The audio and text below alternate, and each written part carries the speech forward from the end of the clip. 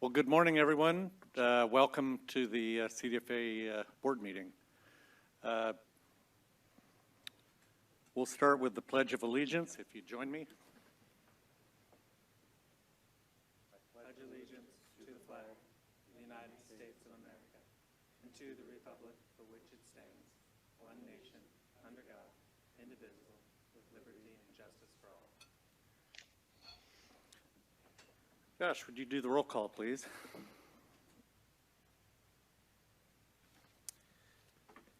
Rachel Arizmendi. Present. Ashley Warren. Don Bransford. Here. Don Cameron. Here.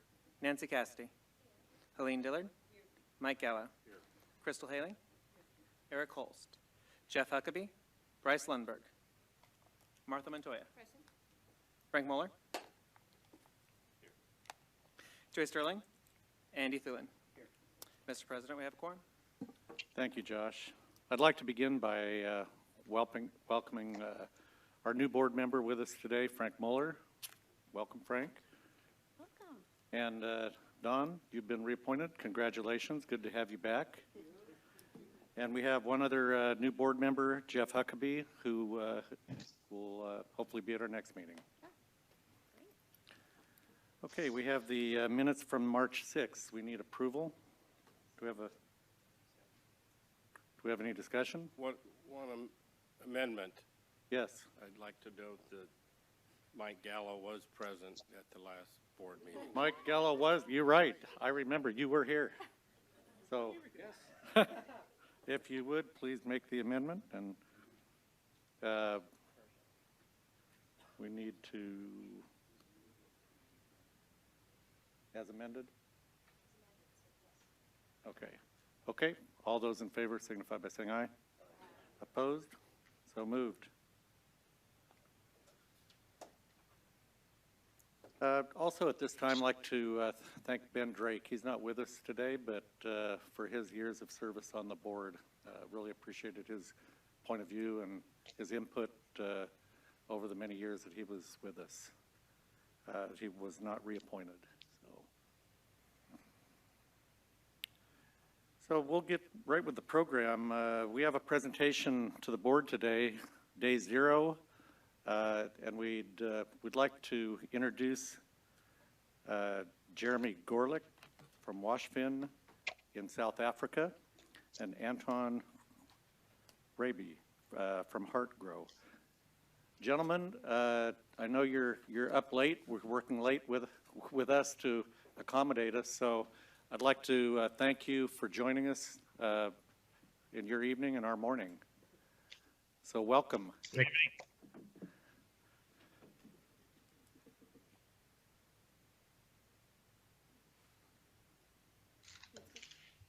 So, Jeremy, if you would like to start off, that would be. Let me do the introduction. Oh, perfect. Sorry. Yep. Jeremy is the Senior Infrastructure Finance Advisor of the Washfin program, a 5-year, $40 million program launched by the U.S. aid to assist public and private water and sanitation service providers in sub-Saharan Africa and Southeastern Asia. Anton is the Executive Director for Heartgrow, a growers association focusing on production, research, and markets for the South African deciduous fruit industry. So we'll let you guys take it away. Great. Thank you, Josh, and good morning to everybody. I hope that this is coming through loud and clear. If you have any problem, please wave or let me know somehow so that I can change what's going on from a Wi-Fi perspective. But since I see smiling faces, I assume that means you can hear me clearly. So my responsibility is basically to introduce a little bit about what's going on in Cape Town and talk about what the U.S. government's response is. I'll probably take about 10 minutes or so, and of the 10 minutes, I'll spend a few talking about what's going on in Cape Town, maybe a few talking about what's going on and how this is relevant for California, and then talk a little bit about the U.S. government response. So I know that you have my presentation in front of you, and hopefully this will work well if I just tell you what slide to turn to, if that works. Does everybody have the presentation in front of you? Yes. Great. Okay. So Again, my name is Jeremy Gorelick. I'm the Senior Infrastructure Finance Advisor for a program from the United States Agency of International Development called WashFin. And so the work that I do predominantly focuses on trying to close the financing gap between the needs and the resources of different either utilities, municipalities, or others that need water and sanitation in order to deliver on their constitutional mandates. And Cape Town and South Africa are aberrations in what we look at because of the fact that most people say, well, South Africa is the most developed country in the African continent. And within that, you have a number of cities that are performing on levels that make them peers of African, American, or European cities. And so what I wanted to start with talking about is why are we talking about Cape Town?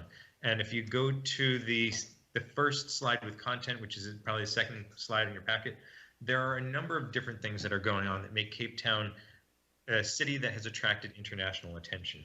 And I think that one of the problems that happens when you look at the international media is you think that this is a problem endemic solely to Cape Town, when in fact this is a problem which has been plaguing municipalities and other government bodies on a subnational level across South Africa.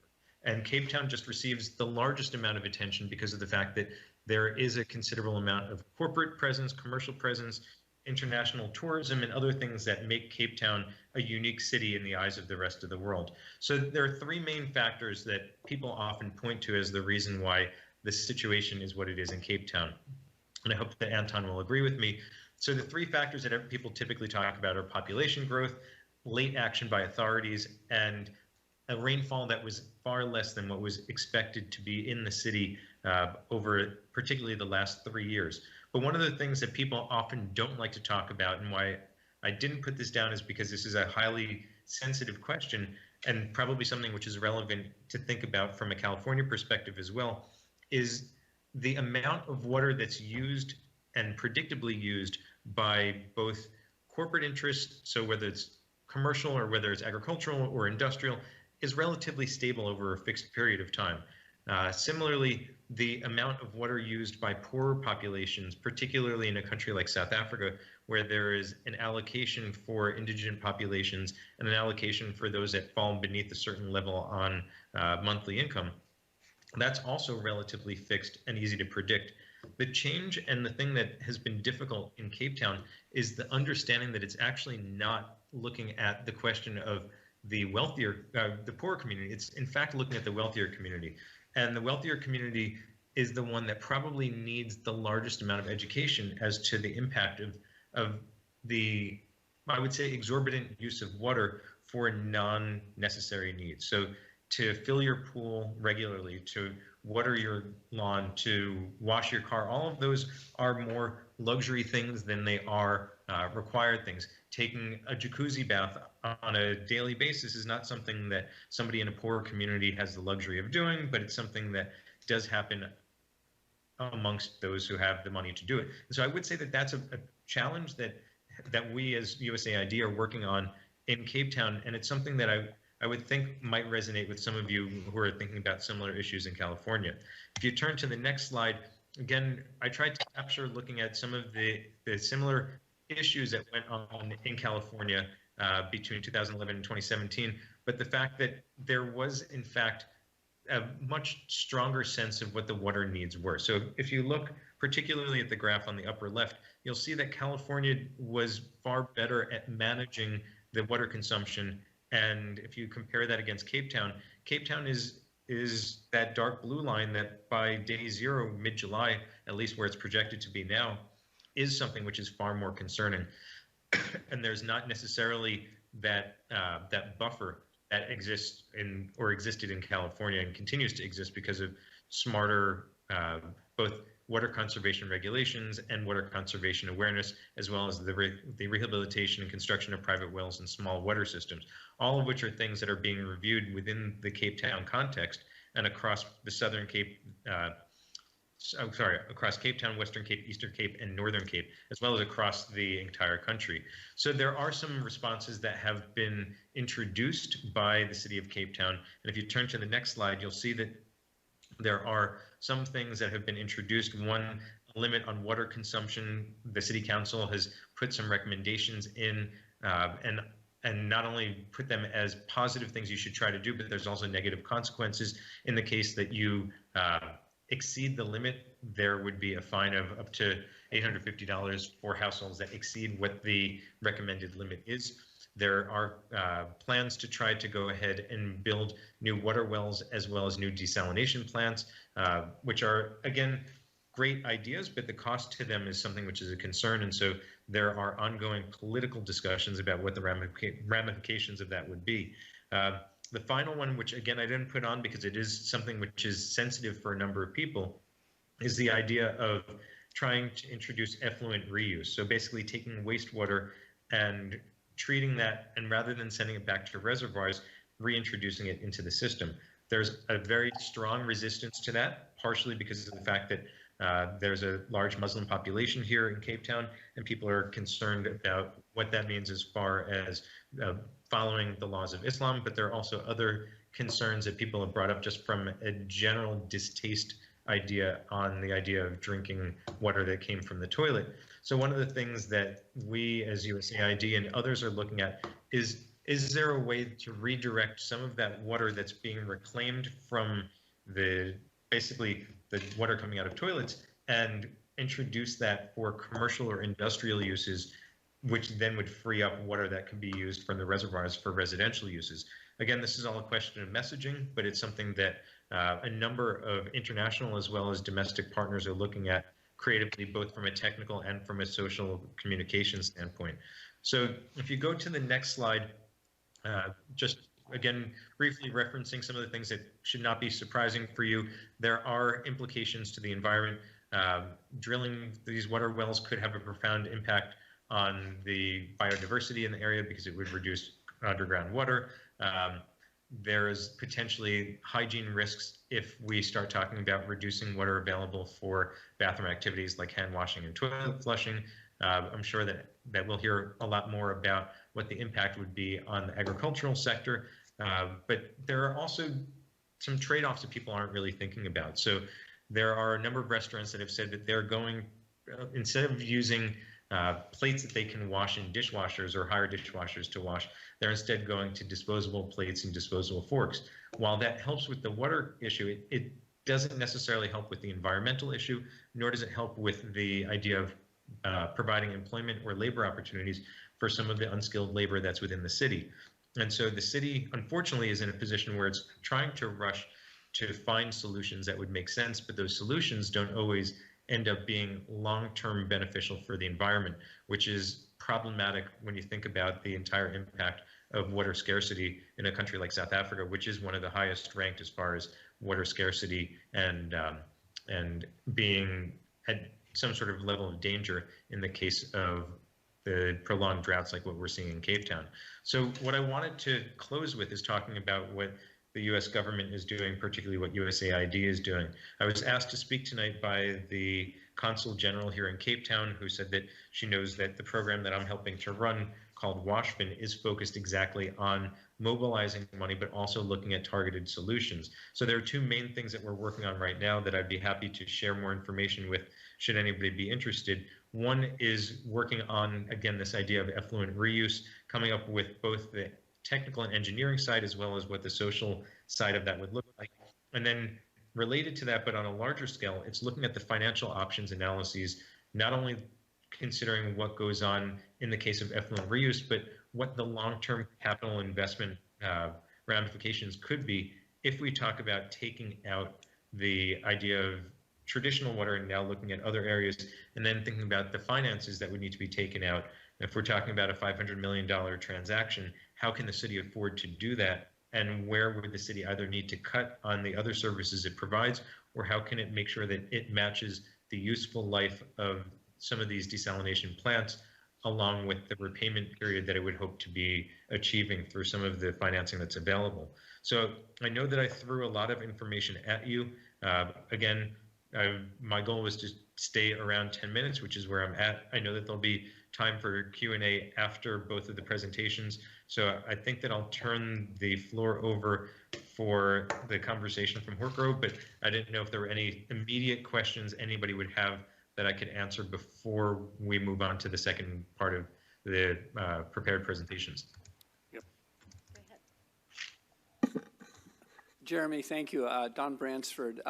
Question I have, when you talk about the affluent water, are you talking about all tertiary water? And what type of infrastructure is there now in Cape Town?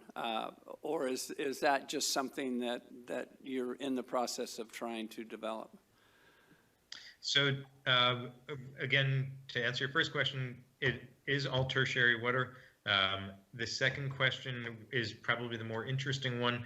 So Cape Town right now does limited treatment of its wastewater that comes, whether it be stormwater, whether it be black water from toilets or whatever else is coming out, minimal treatment, and then it releases that into the water off the coast. So in one of the two main coastal areas, approximately the equivalent of 60% of daily water usage is released into the ocean. And so if there's a way to recapture just that amount, we're already talking about a significant amount that comes back in. The engineering has been more or less completed as far as the engineering plans. And the idea now is that the US government, along with others, would come in to help to provide the cost or to facilitate the provision of the cost for the construction of whatever is required. One of the things that I've been talking about with Josh is trying to get a sense of whether or not there are any engineers in California that might be able and interested to also participate in looking at this, particularly if there are engineers that have looked at that sort of effluent reuse. I understand that there are some, I don't remember whether it was in San Diego or LA, but in either of those, if there is anybody who you as a collective board know that might be interested, we would be happy to have further conversations with you to see how we might be able to bring in US expertise to help a city in need. Rochelle? Thank you so much for this presentation. Coming from a city that's dealing with quite a lot of drought, we hear quite a bit about South Africa. I'm curious as to this wash fin concept, and I think it's fascinating. Who else is invested into it? I mean, it's great to hear that the U.S. is, but who else is funding it, and where else can you draw interest so you can fund some of these Sure. projects? So WashFin is a program that was designed by the Water Office within the U.S. Agency for International Development. And so the $40 million is solely from the U.S. government, but we partner with other bilateral and multilateral organizations. So for example, the World Bank comes in and we work collaboratively with them. They have approximately $50 million they put towards this. The German government, through their aid agency, similarly has a program smaller, but it's equally focused on this. The French do, the British do, and the EU in general does the same thing. Right now, WashFin is focused on South and Southeast Asia as well as Sub-Saharan Africa. So our presence right now is in South Africa, Nigeria, Mozambique, Senegal, Kenya, Rwanda, Zambia. In Africa, and then in Asia, we're in India, Philippines, Nepal, and Cambodia, each of whom have their own specific needs. We're working actually on a fairly limited basis with municipalities. The only places we're working with municipalities are in South Africa, India, Philippines, and Rwanda. Everywhere else, we're working with smaller utilities that are not city-owned, but instead are owned by private entities. Thank you. Jeremy, that was a very good presentation. I had a question about groundwater, and if you've quantified the amount of groundwater that's being used to perhaps backfill for less available reservoir water, and what the status is of your groundwater aquifers. So I can definitely check and come back to you on the quantity and what that ends up looking like. But what I can say is that there is a significant amount of concern as to the fact that the groundwater reservoirs or aquifers that are being tapped into are ones that have accumulated over a long period of time, and the use of them now means that they won't be available in the future, which is a significant concern. But the other concern is that this does have negative impact on biodiversity and on some of the other things. For those of you who don't know, the area around Cape Town is one of the world's 7 different biomes. It's the smallest biome, so it has unique flora and fauna that's not found anywhere else. And the more that we play around with that, the larger the potential impact could be. But I will come back. I'll email Josh with the specific answer on what the quantity is of water in the underground aquifers and how that is negatively impacted. I don't know if Anton would be able to comment on that in his talk, but it's a good question. It's one that I don't want to tell you incorrect information on. Thanks. Thank you. Bryce? Well, I think that's a good concern as far as not overtapping the groundwater. I do believe in Southern California, 40% of their water use comes from reuse, reclaiming the wastewater. But I do believe a lot of that is put back in the ground, right? There is a certain amount of unease, I think, by certain Californians about drinking water directly from treatment. But if it goes in the ground and then comes back out of the ground at a later date with well water, it doesn't have the same issues. Of course, it'll go through treatment again, being prepared for drinking water. But if all that water that right now is not being used was treated and put back into the ground, I think you could maybe go with a balance and maintain your groundwater levels by introducing water into the groundwater and then pulling out what you're introducing. Does that make sense? It makes sense, and it's something that we proposed to the City of Cape Town as well as the Western Cape Provincial Government as part of a longer-term conversation. They said, in theory, all of that sounds great, and had we started thinking about that 5 years ago, we would be in a different position. But the challenge is that right now, they said, look, we know that the reservoirs and the places where we would be putting our treated water are far enough away from the city that the cost of bringing that treated water out to a reservoir and pumping it back in ends up being a cost that we don't want to take on and a time delay that we don't know if we can afford. I don't know whether that's all accurate or not. I mean, we have engineers that are looking at it right now, but it's something that they've said, all of your solutions sound great, but we're not in a position to start playing around with this. We don't have the luxury of looking at reintroduction of the water through these other mechanisms. Instead, we need to know that we can treat the water and feed it right back in. They usually reference the case of the city of Windhoek, which is the capital of Namibia, which is directly to the northwest from where we are right now. And what Windhoek is doing is they are similarly trying to reintroduce water back into the system and network directly rather than having it go to the reservoirs, which in their case, they say is farther away. But again, that brings me back to my first point, which is that cities, this is not a problem that is unique to the city of Cape Town. This is a problem which is happening across sub-Saharan Africa and is driven by irregular weather patterns, failure to plan, and population growth. And you couple all of that with affluent populations that don't necessarily want to change their behaviors, and it leads to a crisis of the magnitude has not been experienced in South Africa in a long time. I just got off the plane this morning. They said that this is the worst recorded drought in over a century, and everybody's sensitive to it. And I think that for me, the most important thing that I can do in this presentation is to stress the fact that everybody's taking this seriously, but it should have been taken seriously far earlier. And I know that the responses that California are bringing are ones that are effective and have led to less of an issue than what Cape Town is currently facing. And I hope that, again, I will come back to you with answers on the question on the aquifers, and I will continue to interface with Josh to see if there are other recommendations that come out of deliberations that might happen after this call ends. Okay. Wait until we have the second presentation, and then we'll have additional questions. Jeremy, thank you very much. We really appreciate your presentation. We'll probably have more questions. We have a lot more questions, but we need to get Anton on here and make sure that we don't keep you guys too late. So you'll stand by for questions after the next presentation? Okay, thank you.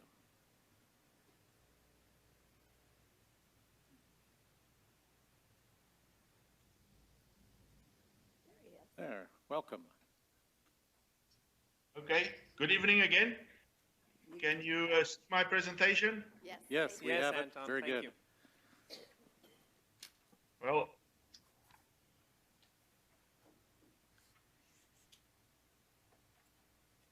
I would just like to run through a few points. Firstly, just to give you a little bit perspective on what and who we are and the industry perspective, and then more on the drought issue going forward. I hope to get through my slides fairly quickly. But as far as the Hotgrow Group goes, it's our main shareholders and clients is the palm fruit industry, apples and pears, and the stone fruit industry.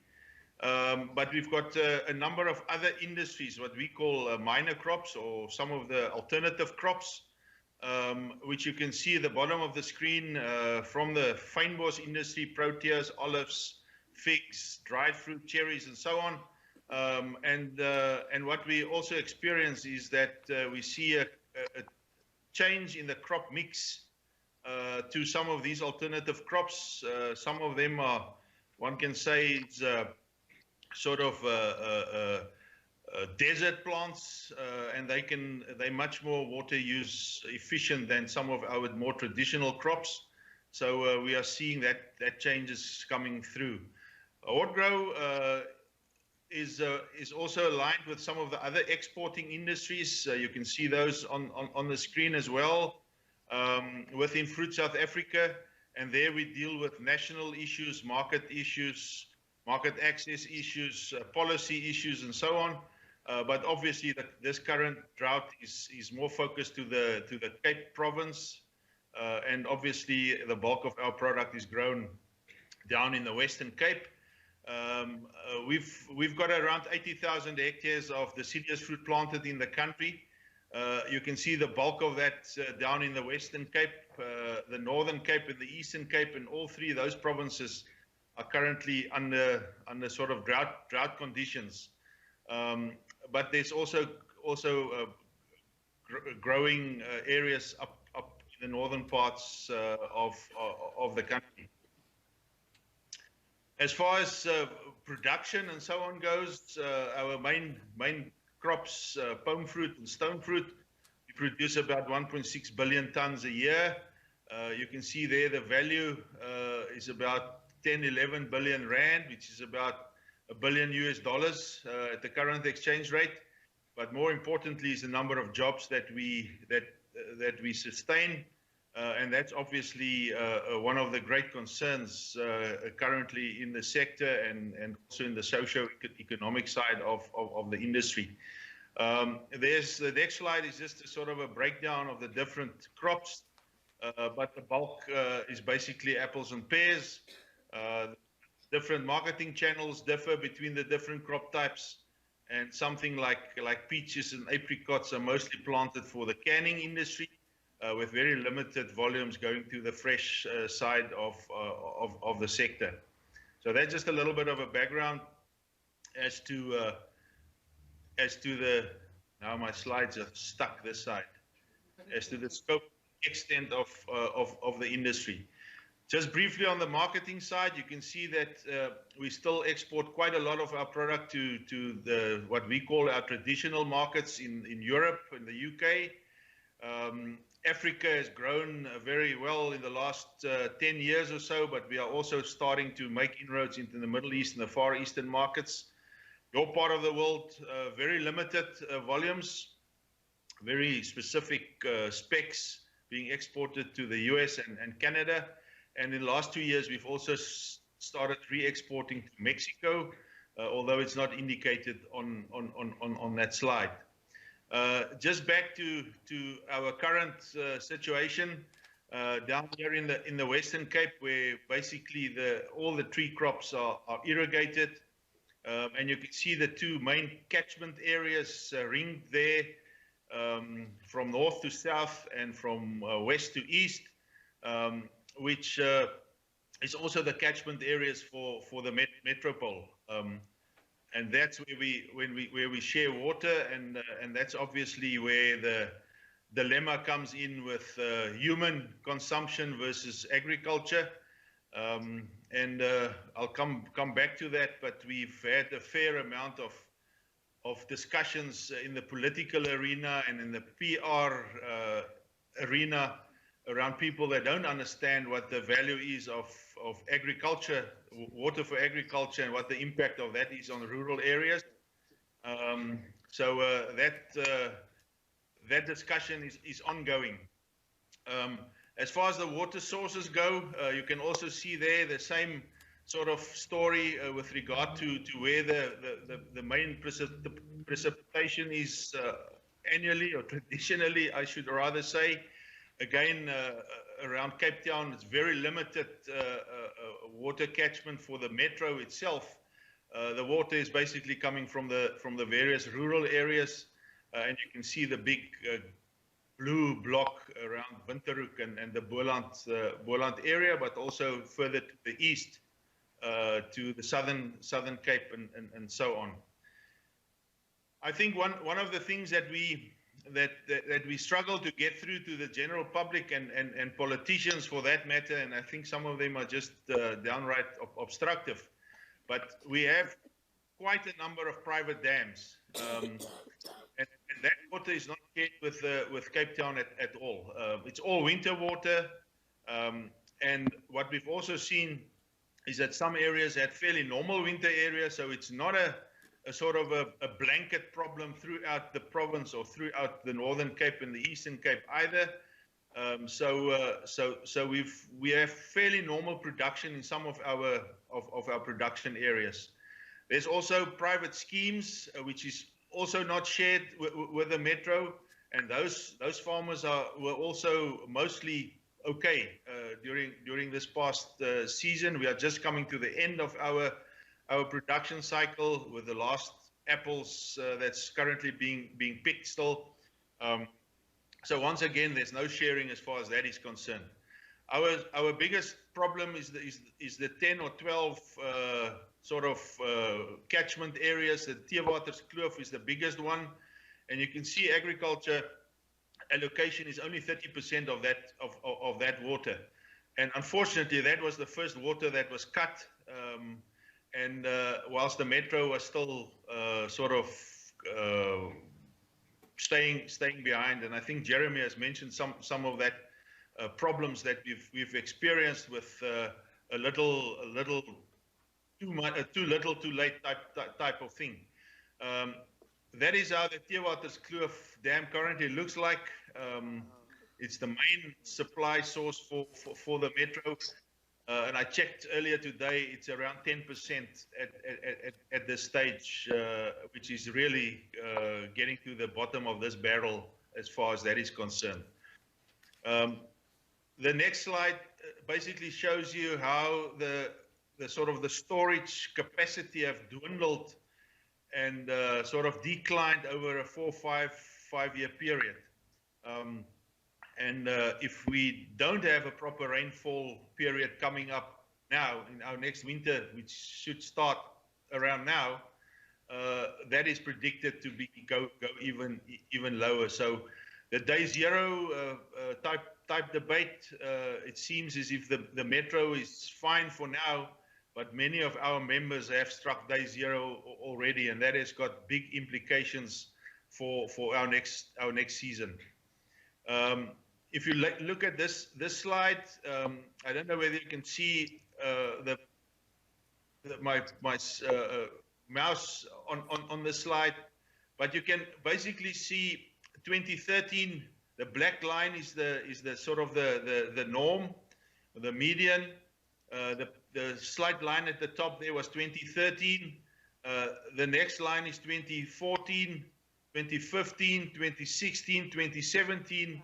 And you can see here we just started with 2018, and we below the average median already. So we are somewhat concerned that even our farm dams, the private dams, will not get proper water if we don't get good rains over the next 3-4 months.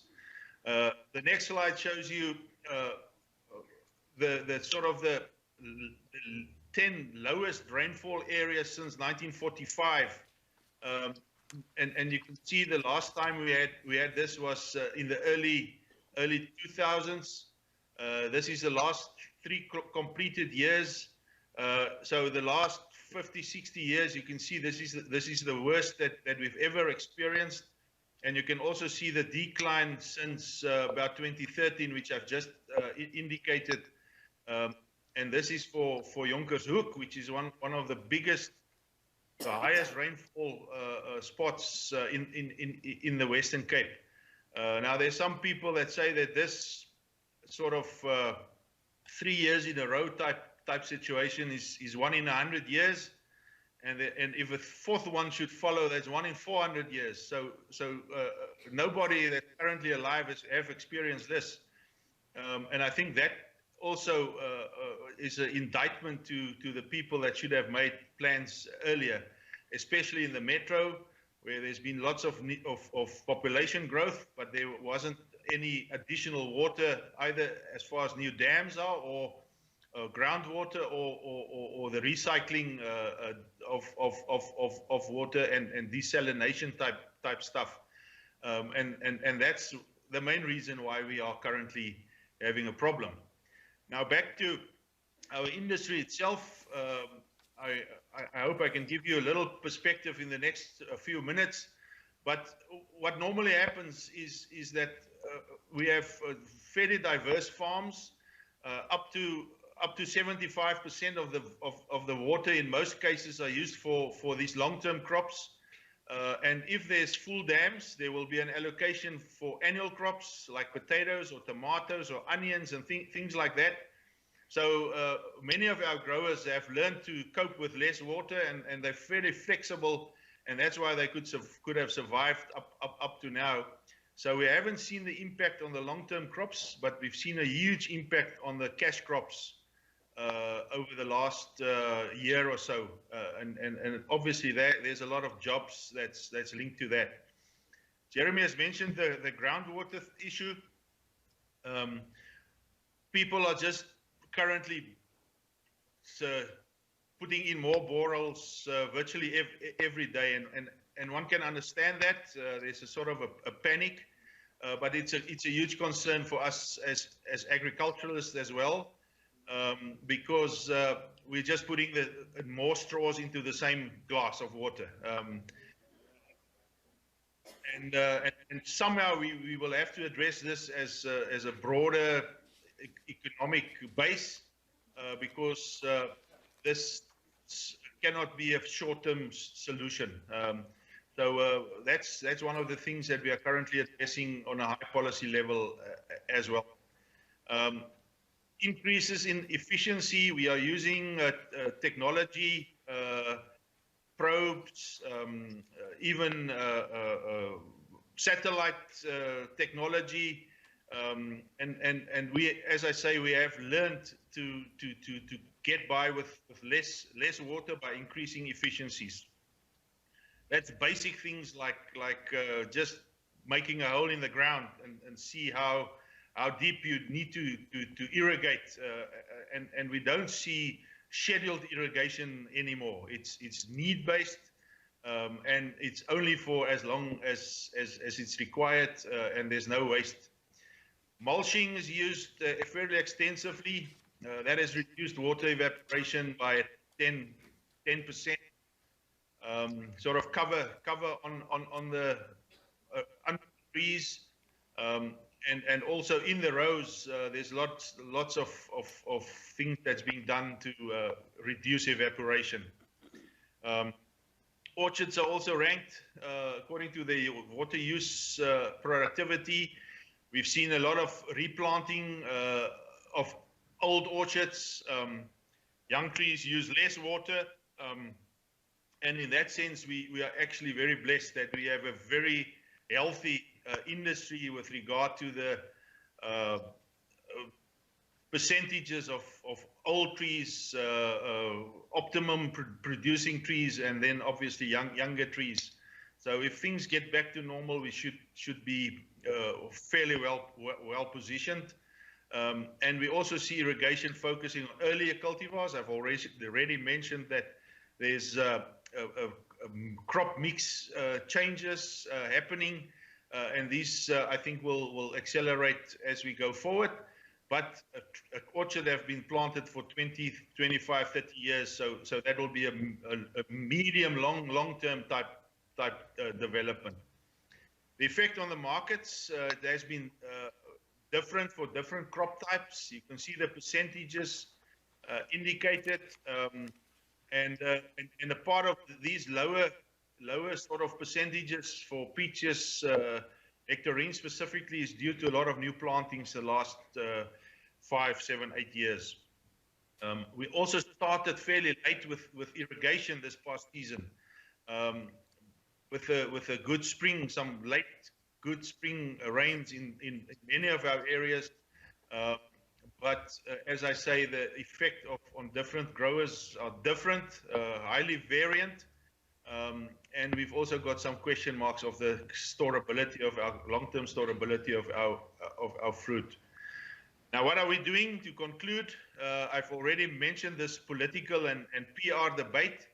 We had some very silly statements made by supposedly clever people in Parliament, which we are addressing, and hopefully we'll get some sense in some heads in Cape Town.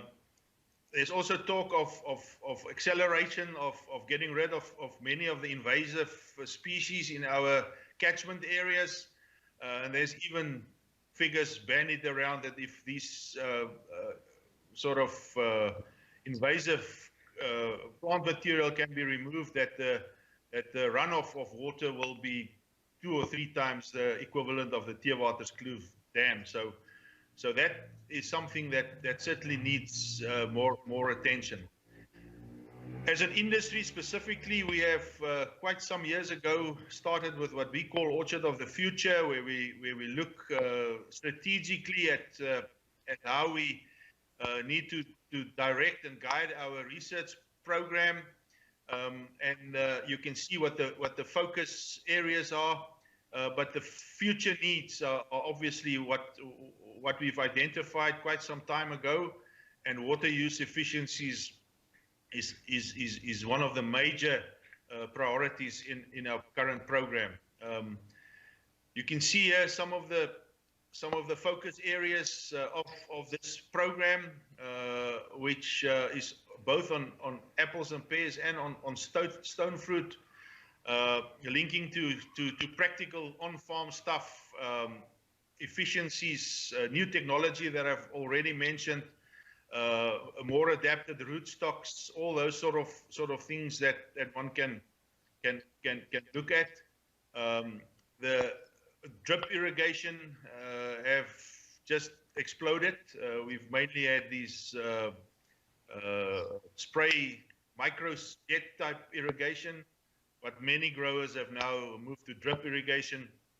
And I've said the other day, if the Israelis can farm in a desert, we can farm in a semi-desert. So we are making use of new technologies like that. Also netting, we've seen this also exploding the last few years, and in some areas the aesthetics of that is not that good, and maybe that's something that we as a agri-rural community must also look at. But here again, the efficiencies of water is 20 to 30% better than an orchard without this netting. And there's even calculations made on cultivar level, and you can see the efficiencies of Crips Pink, or Pink Lady as it's better known. And we've seen some of these alternative crops, cherries, blueberries especially, coming through the fall, which have much more water use efficiencies. And then just to conclude, it's our motto always to be sort of positive, and we say never waste a good opportunity created by a drought.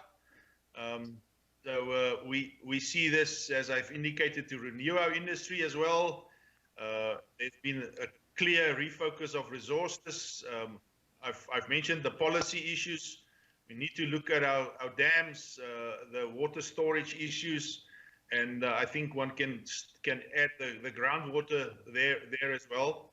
But I think the immediate short term is there's no real threat on our exports.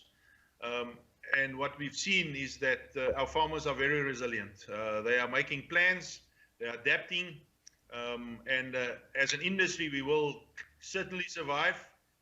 But I'm afraid there will probably be some casualties in the next couple of years for smaller growers that cannot get through this. And especially our new black farmers, I think they at real risk. And as an industry and in our engagement with government, we are focusing on that as well, because we've made some changes and some progress with land reform, and we cannot afford to lose those that we already have in the system.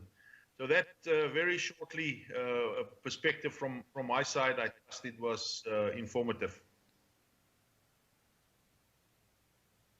Thank you, Anton. That was pretty amazing. We hear so much of the same conversation here in California during the drought, and it's amazing to hear the similarities. We're going to open it up for questions. I had one question, but it seems like the farming community really got ahead of the curve in relationship to the metro areas as far as water storage and water usage, and you seem like you're in a little better position than the cities are. Is that from just long-term planning, or? Yeah, I believe so, and that was one of the messages that we had to get across to just the normal citizen in the metro. That we as agriculture, and I'm not just talking about the city, as the same goes for the table grape industry, the wine industry as well, have made great improvements the last couple of years, and we learned to get by with quotas of 50 and 60% of normal water allocations, whilst the city has only really in the last year or so started to reduce water use by normal households and so on. I myself live in a rural town called Wellington, around 80 kilometers from Cape Town. And in my household, we've done all sorts of things to save water and recycle water and take shower water and chuck that down the toilets and things like that. And only now that type of behavioral change is starting to come through, and hopefully there will be a permanent sort of a behavior change, and hopefully also with desalination and the recycling of water in the metro itself, that will take a little bit of pressure of the water that's basically stored in our rural production areas. But one of our major fights is to indicate what the consequences will be if we don't have no water. We can get by with less water, but we cannot get by with no water. And that message seems to start to sink in with journalists and so on, which also made some silly sort of articles that were published in recent months.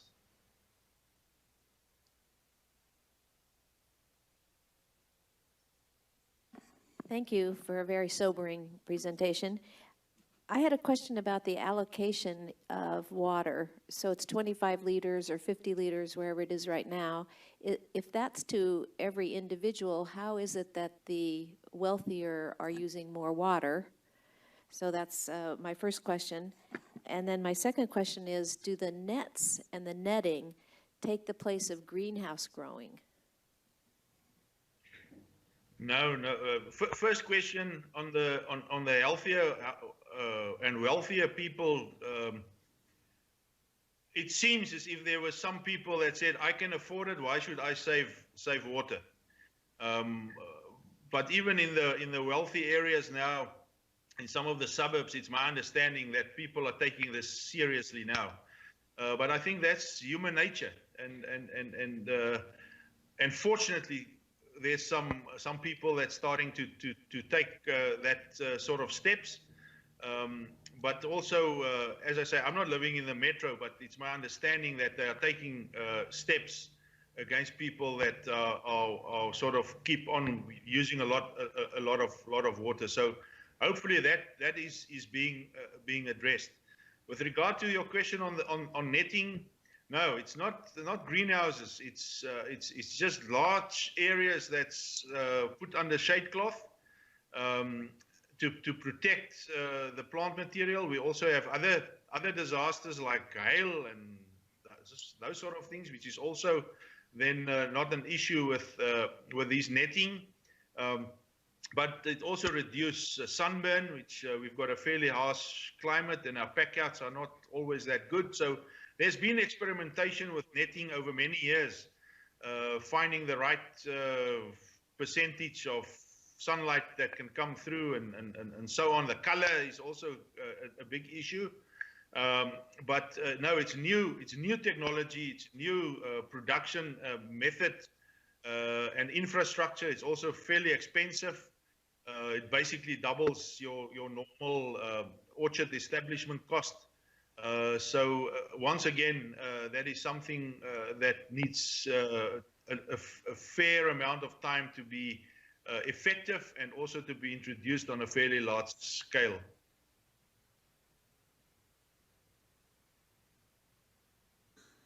Anton, thank you for your presentation.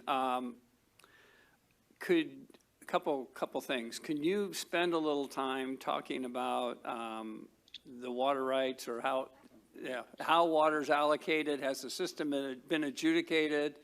And it's amazed me that we've spent an hour talking and the environment has not been mentioned. You all both have basically talked about farmers and the metropolitan areas, but no mention of the environment, or very little. And I can't believe you must have a fish problem there. Everybody else has a fish problem. So how is the environment? Well, talk about the allocation of the water, and then does the environment get any of that water? Yes, the official policy is that there's X% of water released throughout the year for environmental reasons, biodiversity, fish and other aqua stuff in the river systems. But it seems as if that policy has been sort of halted for now. And one of the major irrigation areas that close to where I live, the Berg River area, is virtually stagnant. I've never seen something like that in my life. And I've asked the question the other day in a meeting we had with our Department of Agriculture, is whether the fishes aren't important at all anymore. And it seems as if there's sort of a unofficial policy that water release have been sort of put on ice virtually for a few months. So I can't really answer that question. But our Department of Water and Sanitation, unfortunately, like many of our other departments, are virtually dysfunctional, and the policing of some of these policies are not what it should be. But we have seen sort of self-regulation within some of these catchment areas, where growers are getting together and see what plans they can make. And some of that include ways to capture more winter water and reduce the sort of the waste into the sea, and also to find ways on how to self-regulate with regard to groundwater. I think those are the two immediate things that's currently being addressed on an agricultural space.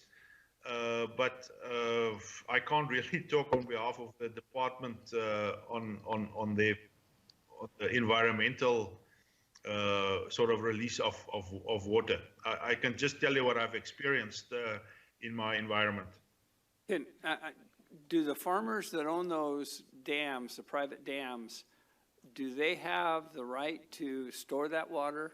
And they can store X number of acre feet of water? Is that an allocation they get, or they can just take what comes? No, it's an allocation. There is a policy, and I must confess that is being applied very strictly. If there's more than 50,000 cubic meters dams, it requires a full EIA, environmental impact assessment. So all of these private dams are bigger than that, had to go through that process. They registered, and the water rights are linked to a certain number of hectares. So that is fairly well regulated. But as I said, there is still too much winter water that runs away, and somehow we must find ways and means to capture that and store them somewhere. There's all sorts of plans to direct or redirect water from different catchment areas, to upgrade infrastructure, canal and pipeline tunnels type systems, which have been neglected over a number of years and that hasn't been properly maintained. So those things are all currently getting attention, and many farmers are assisting in that process, because that's not just to their benefit, it's sort of the whole rural community will benefit from those activities.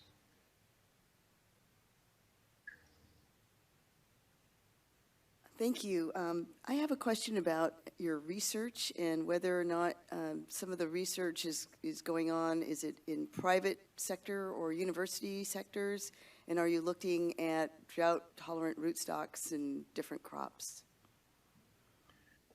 Yeah, we've got an industry levy, statutory levy that's collected from the proceeds of the production in the different marketing channels, and the bulk of that is destined for research.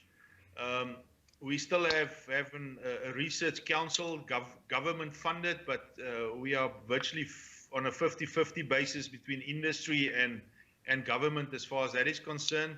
And then there's also been a move towards various universities nationally, where lots of research is being conducted.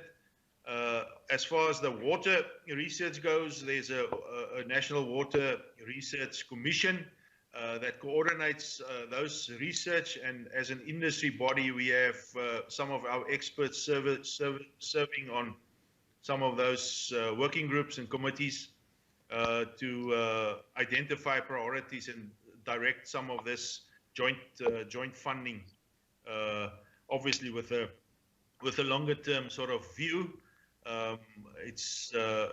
There's some basic research, but most of it is sort of short, medium term type solutions. And as far as this water issue, irrigation issue goes, for many years we've funded research into rootstocks, find more better adapted rootstocks, better adapted cultivars, but also other technologies to optimize water use. So it's a combined effort between public and private sector, and the universities play a big role in that process. Just to add a little bit more on that for everybody's benefit, since it seems like an interesting question. So I attend conferences at both the University of Cape Town and Stellenbosch, which are two of the leading universities in the Western Cape. My doctoral dissertation is from University of Cape Town, so I have a lot of contacts within that university. And one of the things that's really problematic for me, and I wonder whether this is the same issue you face in California, is that it's a very siloed approach. So you'll have people who are urban affairs practitioners who will say, let's have a conference all about the impact of the water crisis on the city. And then you'll have people within the agricultural or environmental sciences side that are saying, this is how we're approaching it, but there's no cross-pollination of ideas. And they all act as though this is something which affects them uniquely rather than having a holistic approach. So This is something that again, the U.S. government is trying to encourage for there to be a better linkage. It's not being well received, and I wondered whether this is the same sort of challenge that you face the University of California system. I'd say we do, but I would like to take a step back. I think one of the things that helped us get through our drought is how quickly the governor convened a multi-agency task force. We literally met every week.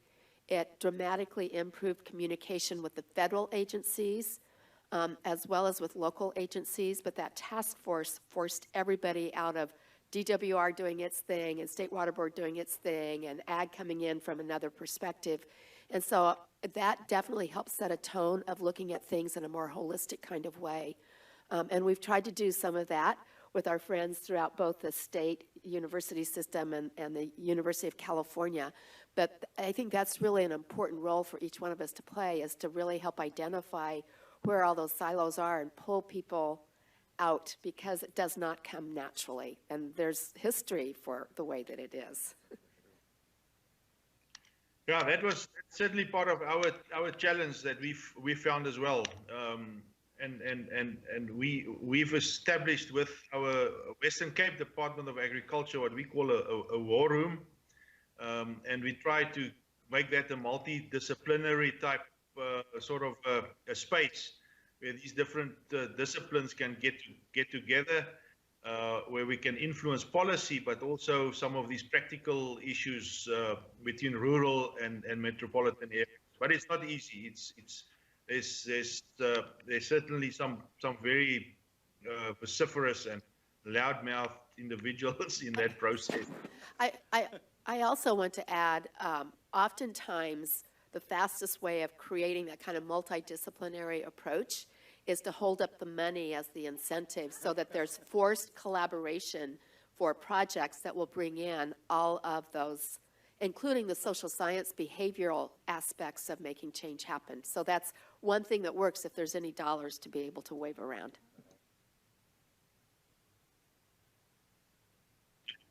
Yeah, I have a couple of questions. First, is there a concern about the buildup of salts in the soil? And then with an increase, the second question is, with an increase in the number of wells being drilled, what are you doing about recharging those aquifers? Yeah, I think the jury is still out on the recharging side. But I think in industry leadership, it's been accepted that it's a short-term solution, and if there's a return to more normal weather, we must make some proactive steps to replenish the underground water.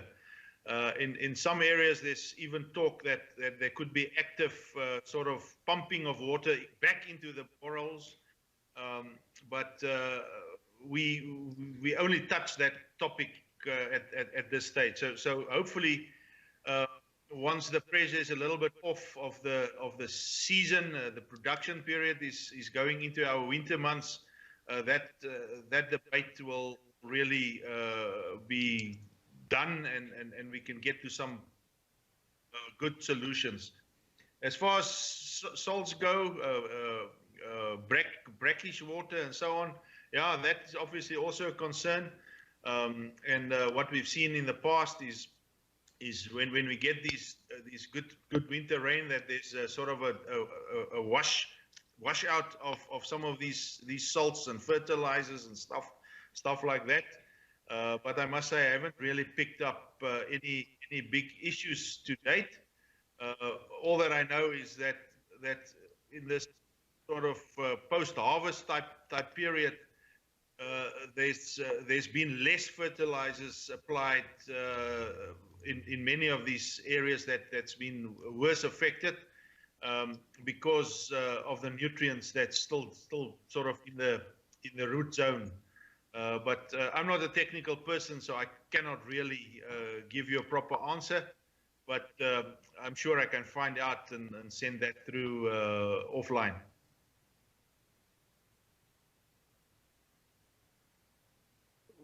Another wonderful presentation. Hey, I was wondering if, Anton, if you could speak to, or Jeremy, in which government agency has authority with water in your region? Is it is it local, regional, what we would call state or federal? And are there court cases going through? Are the courts involved, and are there challenges by certain environmental group or certain parts of the community that would be challenging water issues in your courts? I'm not aware of any court cases at this stage, other than those water rights allocated where there's been some infringements on those, but not linked to the drought directly. But in short, water is a national issue or federal issue in your sort of context, and that is part of the problem that we face. And unfortunately, we sit also with a party, a political party in power in the Western Cape that's not the same as the national government. And unfortunately, that in my view, it's my personal view, please take it as a personal view, that also plays a role in some of these disconnectness from national to local. Although in the last couple of months, we've seen sort of a much better sort of response from national government than what we've experienced in the previous few years.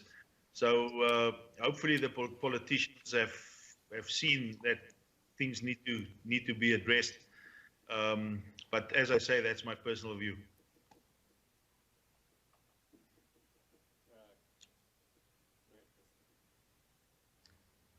Thank you both for your presentations. Very sobering, but very helpful.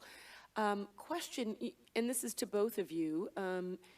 You mentioned that you've had some very unhelpful articles and statements coming out, and it does seem that when one is in crisis, many of the policy battles get waged on the front pages of the newspaper. Could you guys talk a little bit about how much emphasis and work you're putting on public information, public relations, getting information out, and what your ideal would be for how that gets handled? Maybe I can respond first. What we've tried to do is to coordinate between the different industry bodies and our local Department of Agriculture. Some of the agricultural issues are provincial or state in your context again, and we had very helpful public servants that assisted with that. And the minister, the local minister, provincial minister, have also been very helpful in trying to get the right message across in mainstream media and so on. So we've approached journalists individually or as groups, provided them with context and given them the cold clinical economic facts of the water restrictions impact on rural economies, job losses, and things like that. And in some cases, we hit the right note as far as that is concerned. But it's an ongoing struggle, and yeah, we know newspapers are there to create hype and sensation, to sell themselves. But I believe we've managed to curtail that to a certain extent. To add just a little bit onto that, so one of the things that I've found is really challenging, and to piggyback on what Anton just said, one of the things that's been very difficult is that everybody looks at this as a zero-sum game. And so I meet with city officials and they say, well, we're talking to DWS, the Department of Water and Sanitation in Pretoria, who are saying we need to make a decision between, do we release more water for agricultural purposes, or does the water go to the city? And these are tough choices we need to make. And so, number one, I think that's it's an incorrect positioning of the question. And it makes it seem as though one person or one group benefits and another doesn't. But it also, so it's incorrect for a lot of people. It's not just the journalists, it's the politicians who then use those as talking points to say, we're out there. And so it leads to articles like the one that Anton had in his presentation. And so the messaging, it's not just a journalistic question. It's a question on transparency and effective information getting out, not just to journalists, but to everybody who's a stakeholder who could negatively be impacted. And so when you think about, okay, we're taking water away from farmers and giving it to the city, but that if that drives up the cost of the agriculture that's going to be sold in stores, all that does is it makes it more challenging and problematic as well. So I think that all of these issues can't, again, be looked at in isolation. If you look at it from a siloed perspective, it's bad, and it's not just a journalistic question, but it's an overall human question. Agree. Yeah, thank you both for your presentation. I had a couple of questions about water rights. Are the water rights tied to the land, or can they be held separately for the farms? And is there a way to market water from one place to another?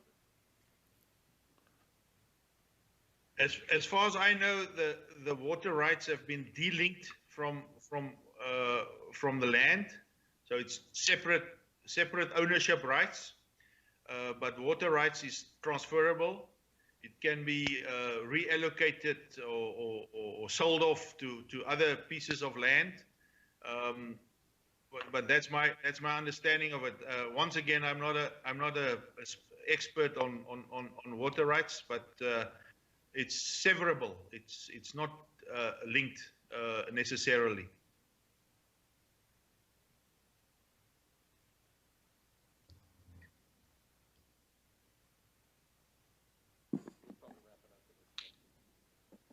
Jeremy, a question for you. Generally speaking, what's the U.S. plan if the rains don't come this season?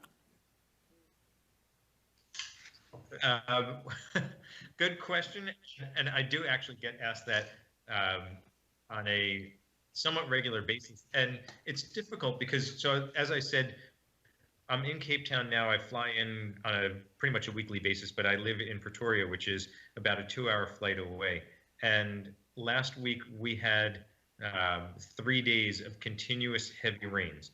And so the challenge is, what's the best way to make sure that water gets across the country? And everybody's coming up with a different solution. And there are these short-term desalination plants that people are talking about putting into the harbor at the waterfront. And others are saying, maybe we can fly in trucks that can truck water from one place to another. None of these are long-term solutions. And the U.S. government's approach is, how do we go about helping cities to think more effectively about long-term planning? So I know that's not necessarily a direct answer, but it's not just the U.S. government and the French and the Germans who have these aid agencies. There are aid agencies from a lot of others, and some of them want to feel like they're relevant, so they'll throw money at problems and have disaster relief. And this is really, it's a disaster or heading to a disaster. So those can go in and provide the immediate solutions. What the U.S. government and other partners are looking at is, how do we help not just to give a man a fish, but teach him how to fish? And that's our approach.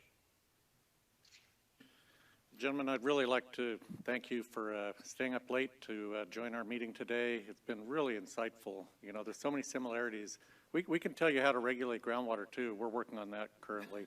That's later in our program, but yeah, we have a lot of experience, unfortunately, with those issues. So great having you, and thank you again. Hope to come see your country. Thank you. You're welcome. Have a good day. Bye-bye. Thank you so much. Thank you. Okay, now we're going to move on to the California water update. We have David Murillo with the U.S. Bureau of Reclamation, Cindy Messer, California Department of Water Resources, and Eric Ekdahl from the State Water Resources Control Board. If you would join us up at the front. David Murillo is the Regional Director for the U.S. Bureau of Reclamation's Mid-Pacific region.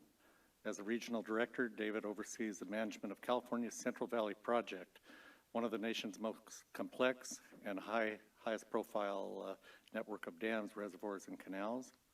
Cindy Messer is the Chief Deputy Director of the California Department of Water Resources and part of the key leadership team for the California water infrastructure. Eric Ekdahl is the Deputy Director for the Division of Water Rights for the State Water Resources Control Board. The division administers the California Water Rights System, a critical component of the state's water management structure. Ladies and gentlemen, welcome. So we're going to have David start us off. Thank you.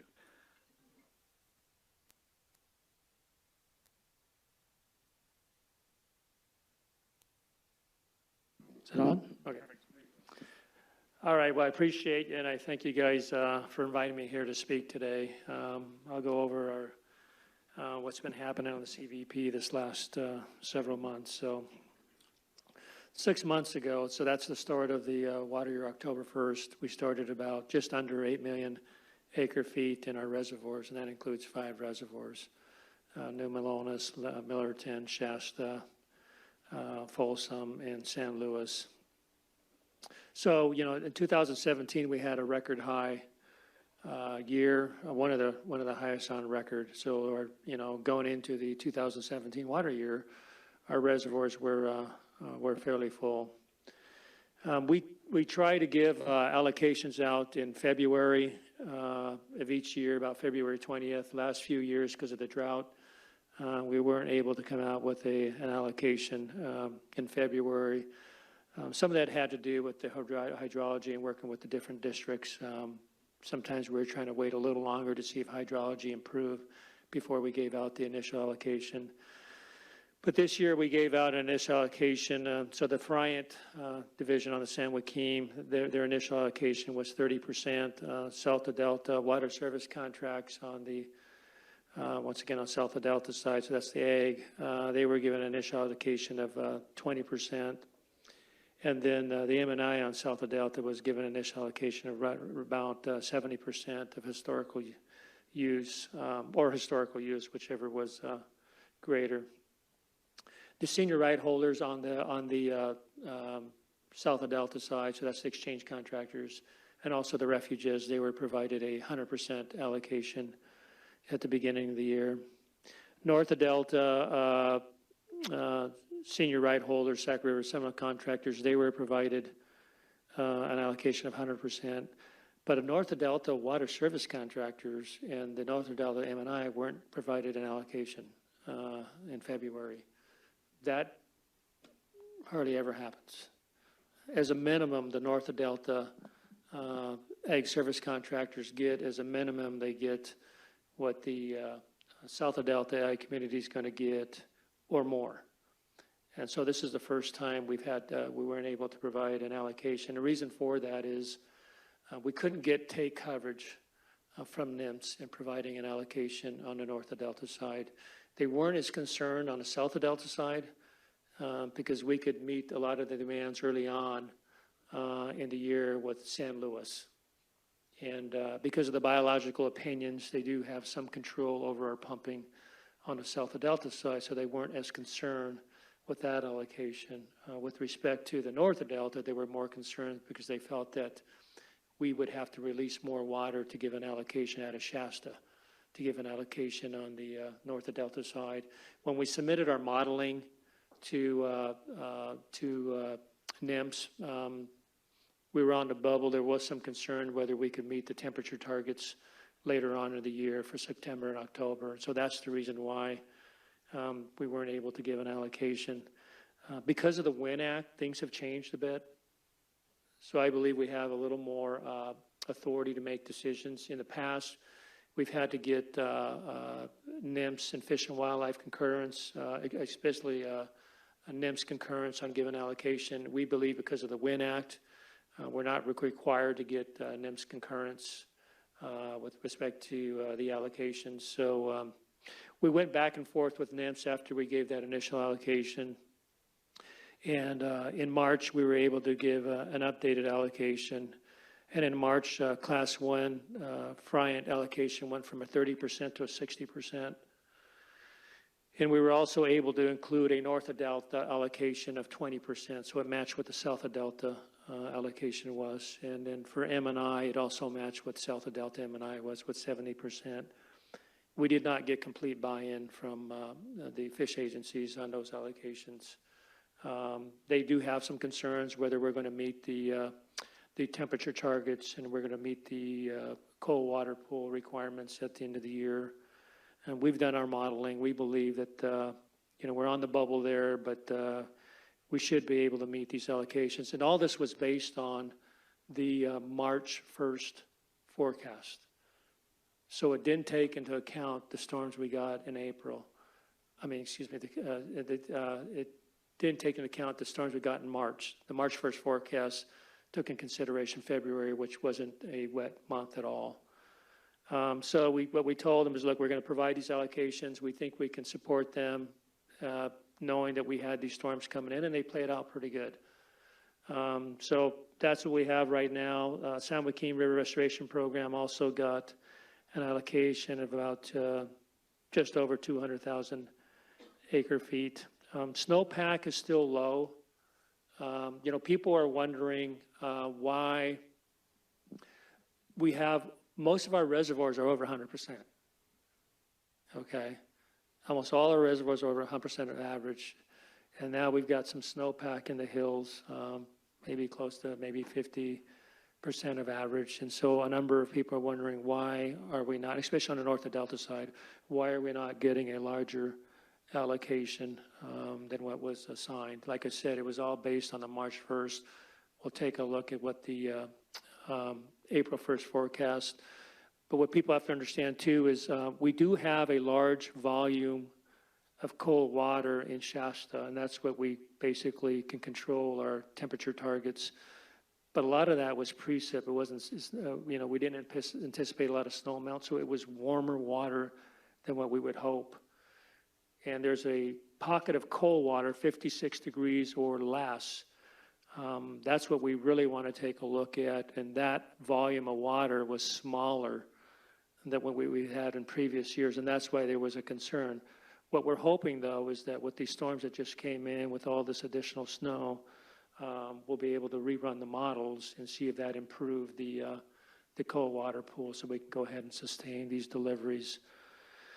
We do have to work with NEMS. They are concerned about the releases we have planned out of Shasta for the next several months. We went from 3,500 CFS. These aren't exact numbers, but these are rough. 3,500 CFS releases in Shasta in March. We would jump that up to about 7,000, 7,200 in April, May, and that's to meet some of the demands that we had identified. They're concerned with that a little bit, would like us to reduce that a bit, but what we said, look, let's wait till we get the April 1st forecast. Let us rerun the models. And even then, we'll just go ahead and then we'll have a discussion and decide, what direction we're going. We're not necessarily saying that we would drop the releases down, but we would take a look. Most people are hoping that we would actually increase the allocation. So that's just something we have to take a look at. So we do have, we have got a lot of precip. Reservoirs are high. We are being cautious as we move through the year, but I have worked with a number of the general managers of the different districts as we were moving through these allocations to get a sense of what kind of deliveries they needed early on in the year. But a lot of them, they can't live off this month to month. They need an allocation, and that's why we came out with something in March on the north of Delta so they can make some decisions. But we got to update these things fairly quickly because they got to firm up some of the decisions they need to make in their term. All right, thank you. Thank you, David. Still on? Oh, yep.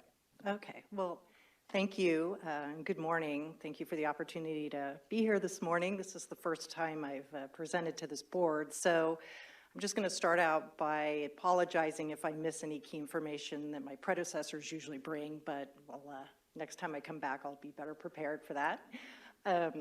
But I'll kind of just follow David's lead and speak to the State Water Project side of things, add a few numbers in. And I thought also maybe I would touch a little bit on water fix. I know it was in the news yesterday. Wanted to touch on Sigma. We've got some exciting things coming up this month that I wanted to let all of you know about. And then a couple other activities that I know staff in our department have been working closely with staff from CDFA. So let me just start off with a little bit on water supply and operations. We too have a fairly low allocation that we released earlier in the year, so we're at 20% currently, and that's with the February numbers allocation for our state water project contractors. We did just complete the snow survey yesterday, and I actually got to go out on that for the first time ever, and it was a great experience, and I actually understand a lot more about what goes into that, and how much fun that job really is. I've always watched Mr. Gilkey on the news and thought that looked like a pretty cool job. So with that information, we'll be coming out with new allocation figures probably within the next 2 to 3 weeks. We got to factor that in. So we do anticipate that our allocation numbers will go up. I just don't have a sense of what that looks like quite yet. But I did bring some numbers with me just because I had the snowpack and the snow survey on my mind. So for the Northern Sierra, and this includes yesterday's information, the snowpack is currently at 43% of average. For the San Joaquin, it's at 60% of average. And then in the Southern Sierra or Tulare Basin region, the snowpack is 50% of average. And I wanted to bring those numbers in just to give you a sense of where we're at, and April being the big month and the last month for the data on the snow and the snowpack. Those numbers obviously below average, kind of a mix. Rainfall, on the other hand, while still below average, was better. In March, while not being the miracle March we hoped for, we definitely did get a good amount of rain and snowfall that is definitely going to help us out this year. So numbers there, just in case you want to know those. Northern Sierra rainfall was 78% of average at 33.9 inches. For San Joaquin, it was 77% of average at 25.7 inches. And for Southern Sierra region, the precipitation was 62% of average at 14.9 inches. So rainfall was in a little bit better shape, especially after March. And as David mentioned, we have several of our major reservoirs are at or above average and at full capacity. So continuing, I should say, into this water year, we're in a better state than we were about a month ago. And not as dire as it could have been had we not had carryover storage from last year's winter events and the immense rainfall and snow we received. Having said that, of course, there's the caveat about Oroville, which I'm sure all of you are very familiar with the happenings in Oroville. And the department continues to manage Oroville for public safety first. So we have been managing lake levels to a lower elevation than we normally would at this point in time. Right now, elevation's at about 794 feet. We're trying to keep that well below the 830 feet, which is when we would need to open the floodgates and have water go out through the main spillway. We are closely managing and watching inflows from the weather we received in March, plus the storms coming in this week and next. We anticipate inflows will continue to go up. So we've been looking at, just closely monitoring that in terms of outflows and keeping the water levels low.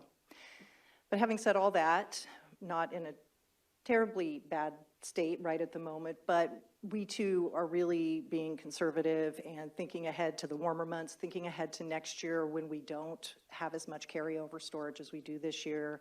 And our department, as well as the administration and others, will continue to put forth the idea of conservation, that as Californians we all need to do conservation as a way of life and that messaging, but that is our focus and the areas we will continue to want to advocate for, even with the water supplies we have now.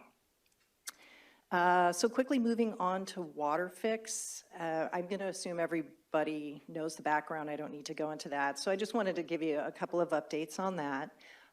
The state is moving forward. We are continuing to pursue the project. We, as you all know from the news stories yesterday, the water agencies have been also talking and looking at different options, possibly whether it's, initially the full 9,000 or the staged approach, which is stage 1, 6,000, stage 2, 3,000, but ultimately getting you to a 9,000 CFS project. So we as a state are still continuing to look at both of those options for our part, working with our partners, moving through the rest of the permitting processes. So we are at the state board working through the change in point of diversion hearings. With the look at these two options, staged full 9,000, we are looking to do some supplemental information and I'm sorry, let me back up here a minute. To doing a supplemental EIR, EIS document that looks at this staged option, but again, same project description, just brings in some different information. We don't anticipate that will be a hugely different amount of information from what we have out there right now. We also do not believe it will result in any major changes in our Fish and Wildlife 2081 permit, as well as the biological opinions. What we will do is enhance those with any different information that comes out of the staged approach. Again, the impacts, the information is all the same. It's just has some different CEQA-related information we need to pull together. And we will continue to work with the water agencies as they continue their collaboration, their discussion, looking at participation, looking at financing. There'll be many of them going to their boards this month. Yesterday, we got an indication that maybe some of them will be leaning towards the staged option. We'll see how this kind of rolls out through the month and continue, obviously, to work with them through that. So moving into SGMA, because I figure there'll be questions after this, so I'm happy to answer those if I can. Couple of things I wanted to let this board know about in terms of SGMA. As you know, DWR's role is really largely around financial assistance, technical assistance, help with planning. And this week, we will be announcing the finalization of Prop 1 grant awards for SGMA. And this will be for a total amount of $85.8 million. And these are grants for groundwater sustainability projects that will in part directly benefit severely disadvantaged communities. And the final grants will also help to fund the development of groundwater sustainability plans for by local agencies. So $16.2 million of the total dollar amount will support groundwater sustainability planning and management that benefit severely disadvantaged communities, and then the remaining 69.6 will support GSP development by local agencies. And then at the end of April, I don't have all the specifics yet, but wanted to use this opportunity to let folks know that DWR will be hosting a series of workshops statewide. And again, the last week of this month, that will be discussing SGMA implementation efforts, DWR planning and offering planning and technical assistance, and we'll be talking about key components of groundwater sustainability plan development. So more information to come. Happy to send that on to Josh as I get those details. And then lastly, I wanted to wrap it up with a couple of other efforts that I know we've been working with your staff on, one being FloodMar, our managed aquifer recharge using floodwater. And that initiative, there was, as I understand it, I missed it, but a really great workshop back in November that FloodMar was part of the discussion, as well as a series of other recommendations that I haven't had a chance to digest yet, but related to groundwater and recharge management.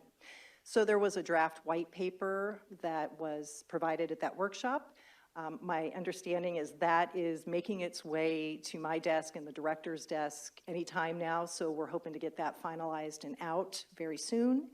And there was also a draft research and data development framework that I believe was talked about and should be making its way to myself and the director as well soon, and we can get that out. We want to keep working with CDFA staff, with other agency staff on these types of efforts. It's definitely a focus for us as we move forward. And the last thing I want to mention is the California Water Plan. I saw Kamiar Gavechi sitting back here. I think he's left. Yes. Oh, no, he's back. Okay. He must have went to get coffee or something.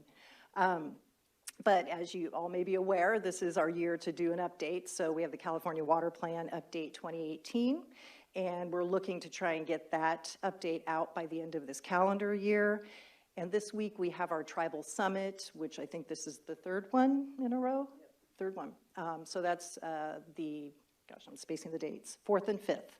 So later this week, Wednesday, Thursday of this week. Big summit, over 200 people are registered to attend, California Water Plan being one of the big topics of discussion, but also an opportunity to bring the tribal leaders together, bring agency folks, non-governmental entities together to talk about a lot of different, obviously, water-related topics.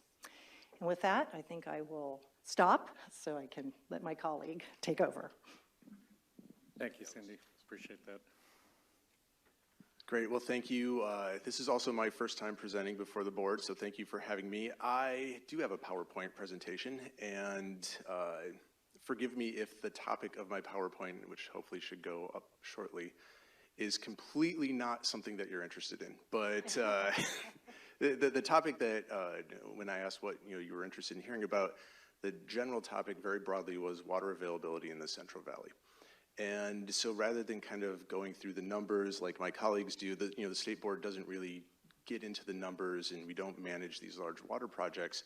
I thought I'd take a little bit longer term view and maybe bring up a paper that I was originally going to do just some general remarks, no PowerPoint. And then yesterday a paper from Alex Hall at UCLA came out. I think it's worth showing some of the figures. It talks about what the long-term water supply prospects look like in California, looking out to about 2100 based on a number of climate change scenarios. So I'll show some figures from there and kind of talk about what that means actually for how much water is available and what we need to do with it and how we manage those water supplies, how we get more water supplies in the face of what could be a very different water supply reality in 2100. So I'll grab this.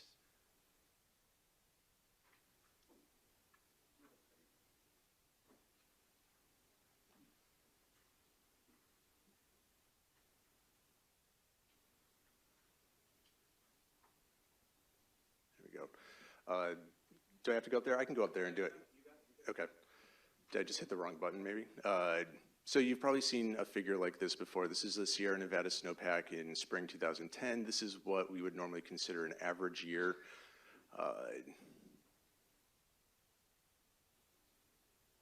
There it goes. This is spring of 2014, so this is when the drought really started to kick into high gear. We were at 34% of average. And in spring of 2015, we were at about 5% of average. There was some discussion earlier, was March a miracle March? And in some respects, it absolutely was not, right? We got up to about 40 to 50% of average. In another sense, it absolutely was, because prior to the start of March in this series of storms, this is what our snowpack looked like. It was about 5%, maybe even 3% in some parts of the state. So it actually was a miracle that we got as much as we did. It's still not even close to long-term average.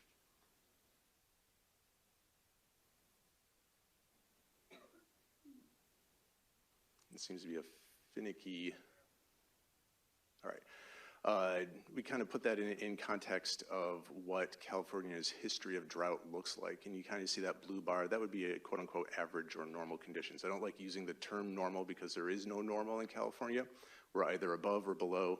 But you can see that drought threshold, and that last drought was a long and severe drought. And one of the things that we're kind of looking at is that drought longer and severe because of climate change? And there's numerous reports now that suggest that it was, largely because it was hotter and drier than droughts that we've experienced in the past. Next slide.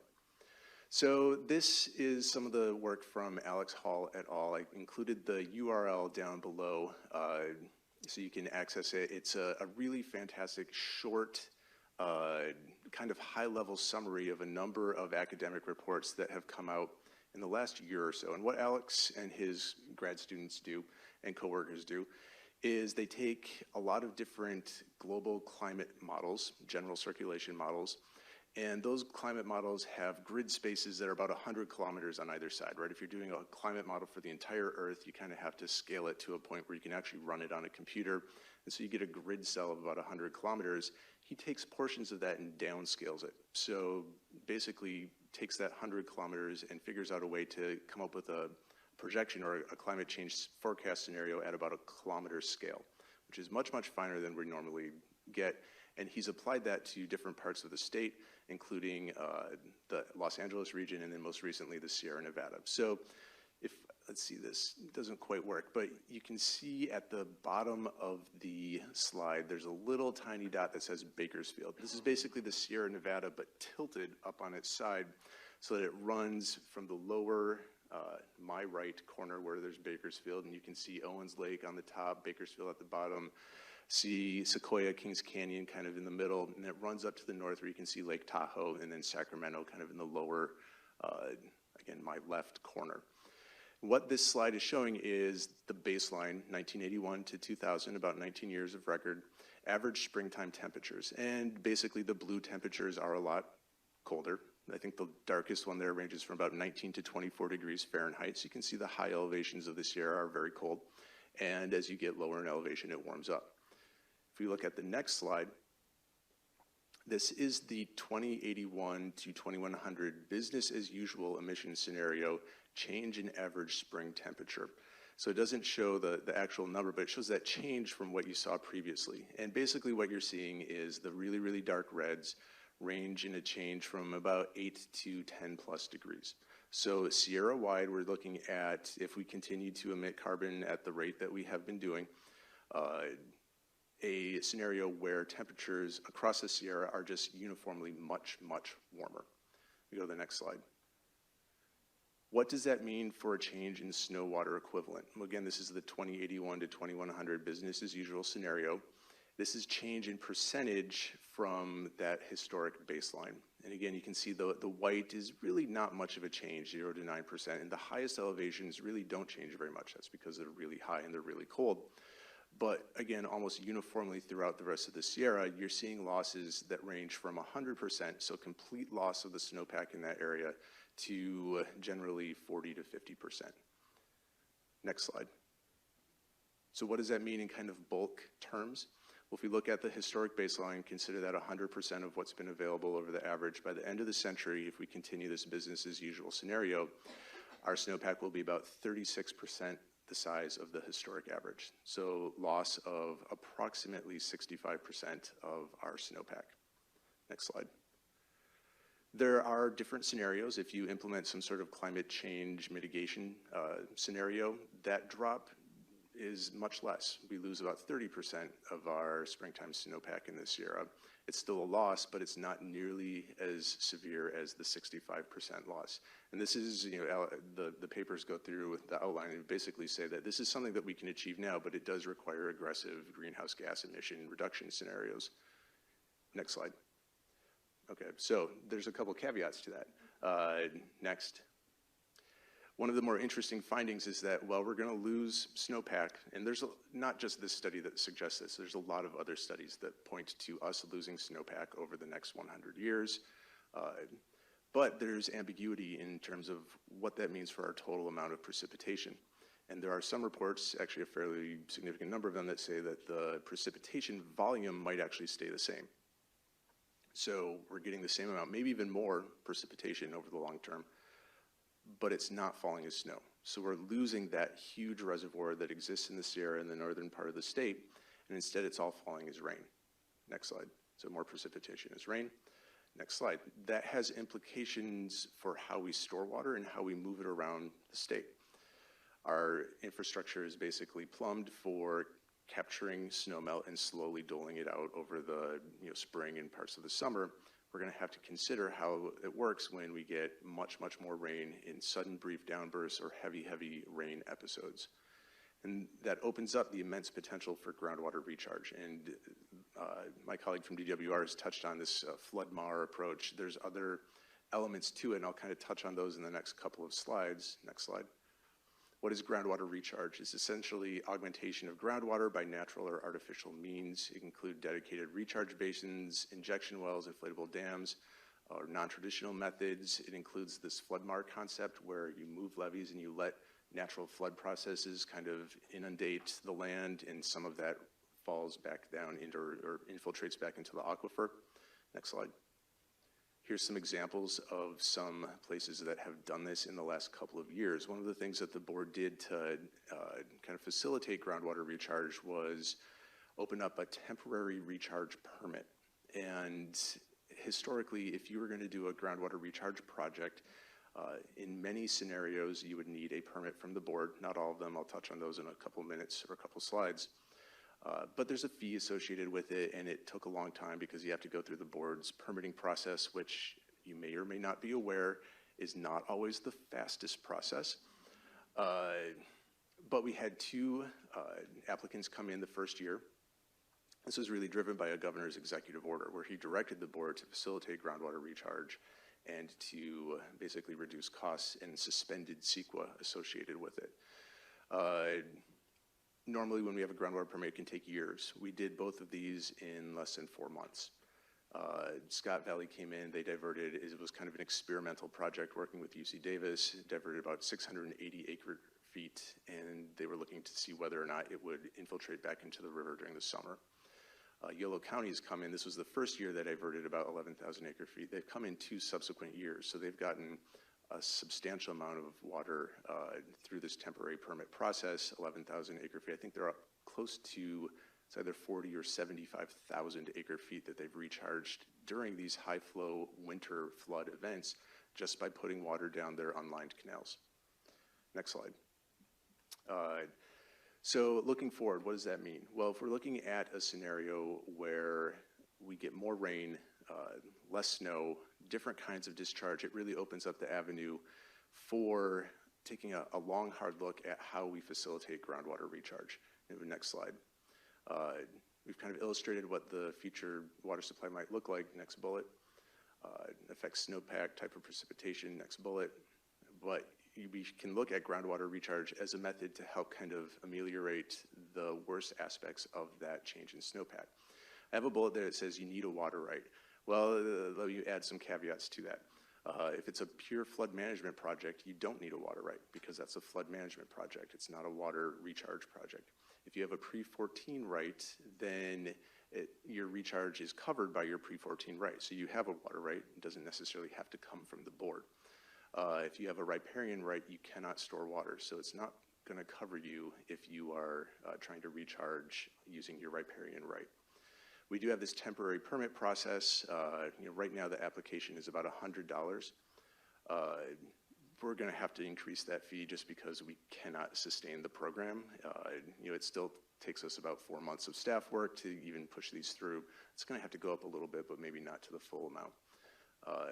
And then looking long-term, really what this points to is better integration with SGMA and groundwater sustainability agencies.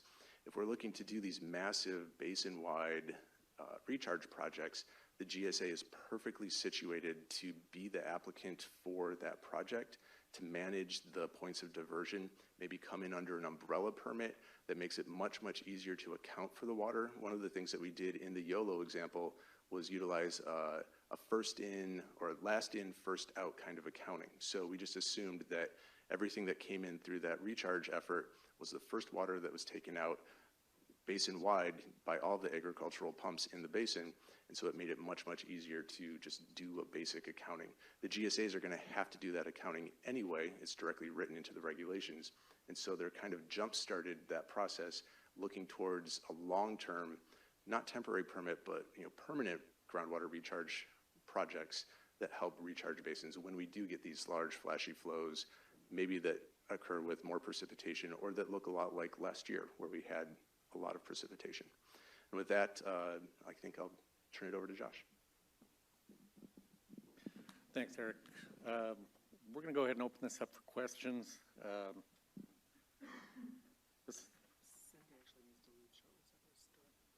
Yep, Cindy, you're on a tight time schedule, so let's. Yeah, I'm sorry about that. Nope, no problem.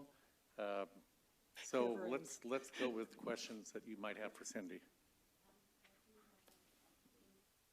Cindy for presentation.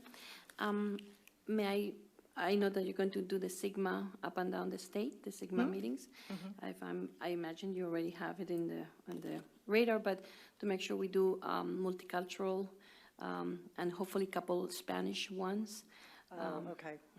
Because we sometimes are not as engaged because we're not understanding it 100%. And definitely multicultural and engaging more women farmers into the process any which way, and if chambers of commerce in the regions will help you with that. Great, thank you. Great suggestions. Yeah, Cindy, I have just a question about managing Oroville, and there must be some date at which you're comfortable that more water is not coming down the hill. So how do you predict when it's safe to start storing water at a higher level again? That's part A. Part B is, to what extent is the construction, and I haven't followed in the last couple months sort of where things stand with regard to fixing the spillway and whatnot, but is it different now than it was, say, 3 years ago when we weren't worried about the spillway in terms of that sort of April timeframe when you start storing more water? Right, so this year, the construction is really, well, let me take a step back. Public safety is really obviously what's driving us to keep the lake levels a little bit lower, but construction is also the key part of that. So, you know, we had a November 1st deadline we set for ourselves to get the main spillway in shape to handle flows this winter. We met that milestone, but we still have quite a bit of construction to do throughout this whole year on the main spillway and also continue work on the emergency spillway. So what we're trying to do is, and thought we would probably have a pretty early window to get going on the construction on the main spillway given how dry it had been. March had us kind of thinking maybe might be a little bit delayed. So right now, we really don't want to use the main spillway. If we can help it, we really want to try to keep it dry and accessible so we can get the construction crews in as soon as FERC and the other regulatory entities are okay with us getting in there. And that's mainly because we're going to be working on that very uppermost part of the chute. We're going to completely demolish that and get the roller compacted concrete and the structural concrete and everything in there. So once we do that, we can't release any water down there. So that's really kind of the two big controlling factors this year. Next year, in 2019, we should be done with that construction. We obviously have been looking and working with the Army Corps and other entities on operations and looking at this long-term change that I think we need to do with the operations manual, working through the core process. But we've had these short-term operation plans, and the winter one being keep the lake level low. So we'll be looking at in 2019, what changes can we make to, you know, keep maybe lake levels a little bit higher, and what do those operations look like? And I wanted to mention the emergency spillway. So construction on that, we're continuing. We met a milestone just last month with some of the sheet pile wall that keeps, you know, erosion from coming up the hill, which is what we saw. But we want to get all of that finished as well this year before we're feeling like we are back at full capacity for flows out of the main spillway. And hopefully we'll never have to use the emergency spillway again, but we'll be ready to if we need to, so.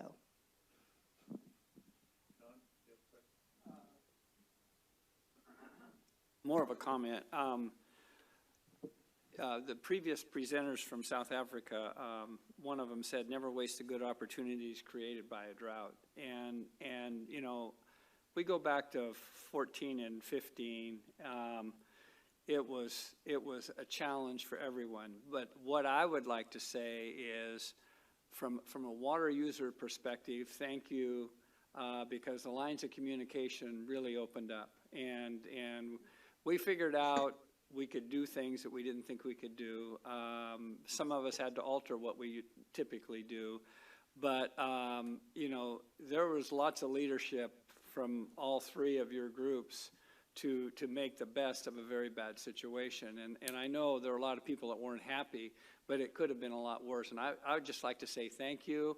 And, you know, and what you learned in those 2 years, I think, is why we're probably have more of a cushion this year than we might have had. And it's all about communicating, and I know our managers are actively engaged with all of you, and it benefits everyone. So I just want to say thank you. And thank you, Commissioner, for staying here and not going to DC. But I just Cindy, want to say thank you for the positive comment, and thank you too. Cindy, real quick, you mentioned the money going into Sigma for GSP development. You know, I think the areas of greatest overdraft and the biggest issues are areas that really don't have the infrastructure in place to move floodwater for recharge. I mean, typically the irrigation districts that have water rights are the ones that are in probably a little better shape than the areas that don't. So do you see additional funding for infrastructure development in the near future? Or how can we get it? Oh, that's a good question.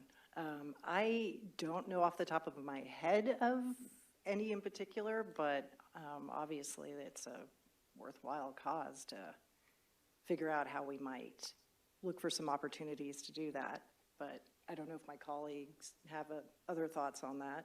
Well, no, we appreciate the funding for the GSP development. That'll Yeah, help. but I get that this is another piece of the puzzle. GSP development is somewhere between $750,000 and $1 million per GSA.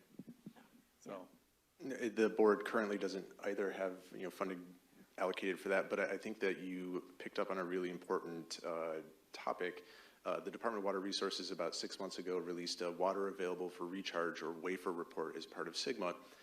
And what that report, one of the things it highlights is, there is some water available for recharge. We could get more, but we don't have the infrastructure.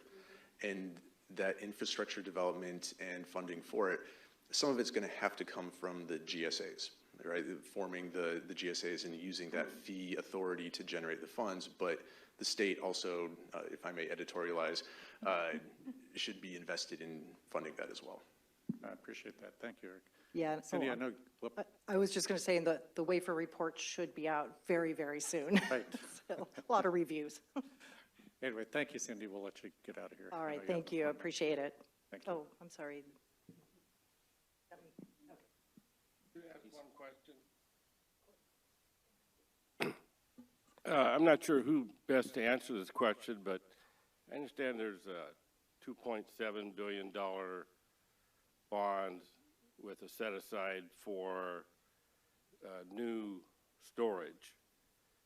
Can anyone tell me what's happening with that money? Take a shot at it? Okay. So actually, that's the Water Commission, and they've been tasked with receiving the money, I suppose, and getting it out in the form of grants for various projects. So they are actually in the throes of, they've received applications. I think originally they got about 12 of the applications. And so they're in the midst of doing their reviews. I know several of our departments, including my own, have helped with technical aspects purely of the review. The Water Commission is really the driving force on this one. So as I understand it, and I should know this schedule, but through the summer months, there's really, that is going to be their focus. And many of the commission meetings and their staff is working through those applications and figuring out the projects and who ultimately will be awarded dollars to move those forward. Thank you. Okay, thanks. We'll let you go. Okay. But we'll continue the discussion, so. Bryce? Well, I was going to ask maybe both of you guys about the voluntary agreements, how critical they are, how important they are for all of California. I was wondering how both the Bureau and Department of Water Resources are coordinating and engaging together to accomplish voluntary agreements. They can't talk about that. Bryce, they can't talk about that. Oh, they can't talk. I think they can talk. I won't be able to answer all the questions, but I guess the question, Dawn is concerned that maybe you can't talk about it, but I guess then I won't ask the question as much as I would encourage both of your agencies to coordinate and work as hard as each other and others are on that project. Thank you. Yeah, Nancy? So I have a question for Eric.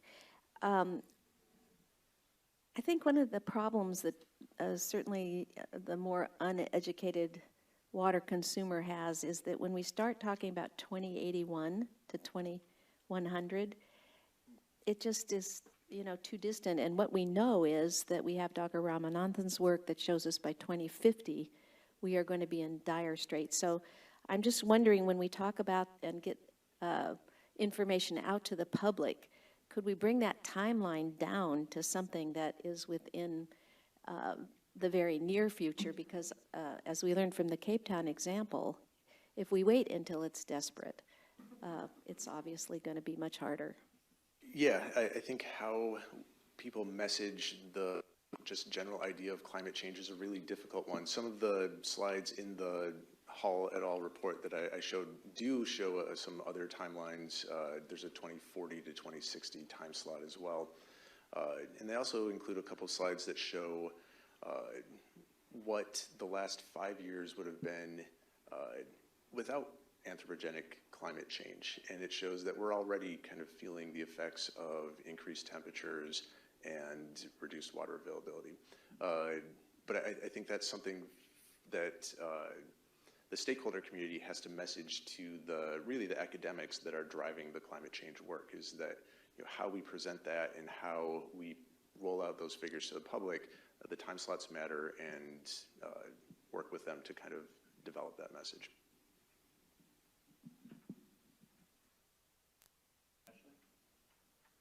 This is a question for Eric, and I also want to thank you and your colleagues for doing everything you can to help facilitate recharge. I think you guys are being really proactive about it and thinking creatively, and I think it's going to definitely pay off.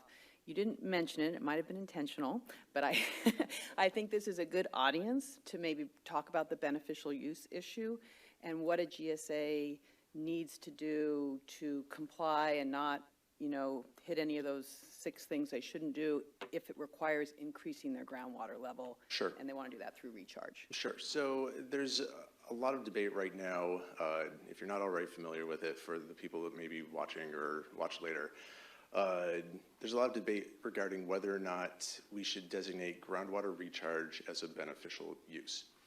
And this was an idea that really has kind of come out in the last maybe 10 years or so, driven initially by a couple of attorneys that saw it as a way to put water into the ground, maybe for storage. Well, clearly for storage.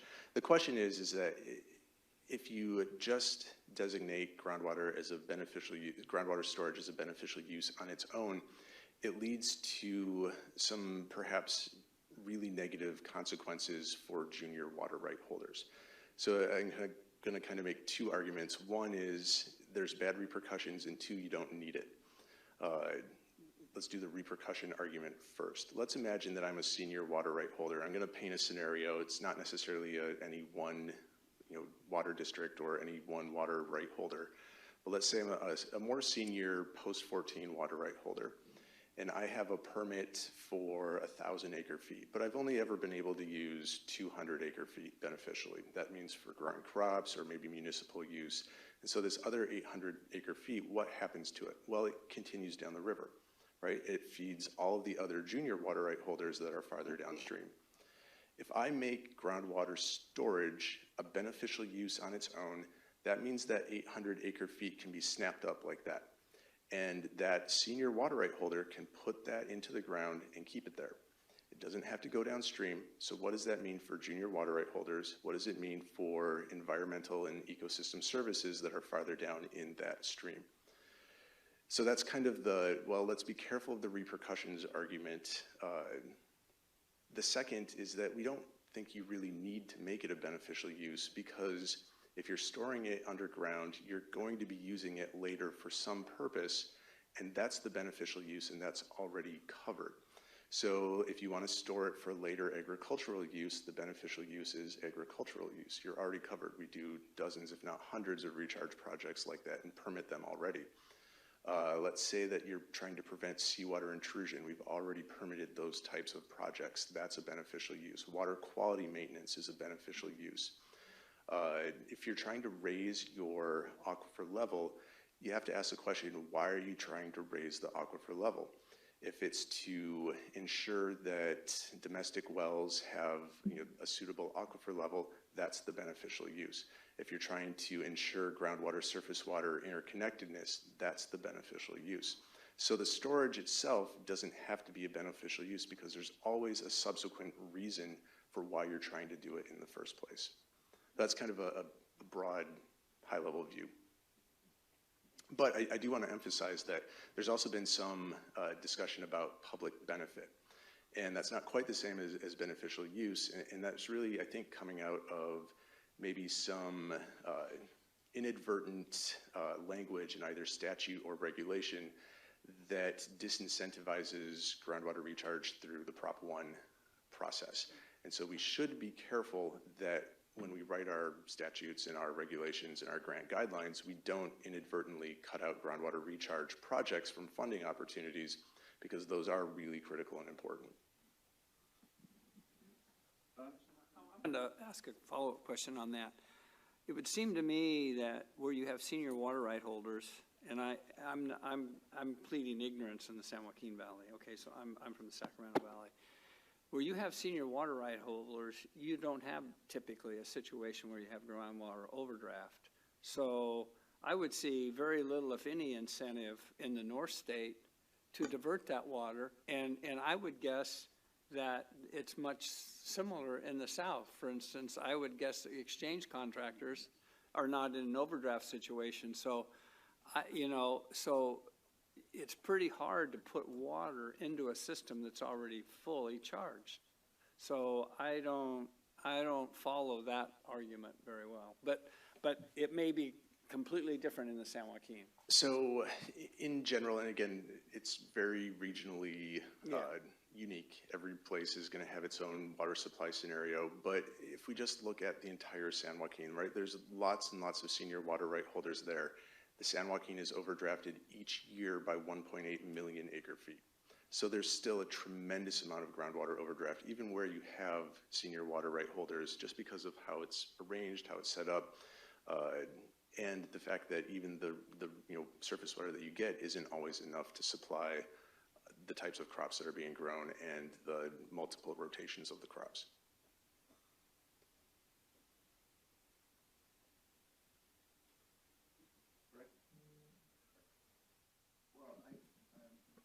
Cindy is not here, but I wanted to encourage or congratulate her on getting the 2018 California Water Action Plan together.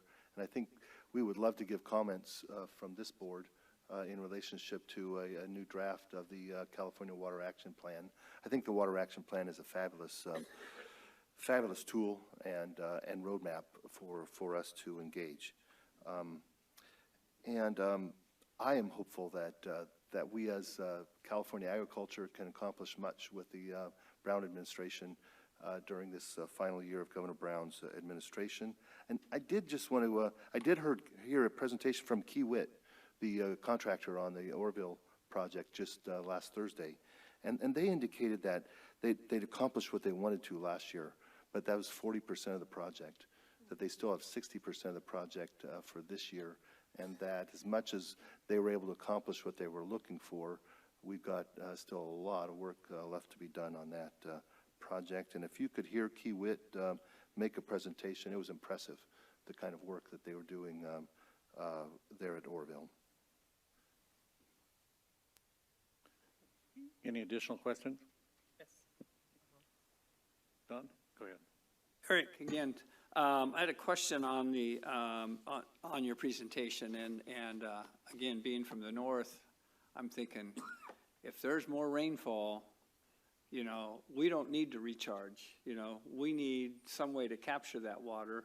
We don't necessarily need that water in the north, and so I would hope that you all would look at not only recharge, but how you can capture that runoff, and probably via surface storage, which helps the entire state. So I mean, it's kind of a juggling act, but there's a lot of the water that goes south and comes out of the north, and we've got to plan on how we're going to, if the rainfalls come and with less snowpack, there's tremendous amounts of runoff that's just going to go out to the ocean.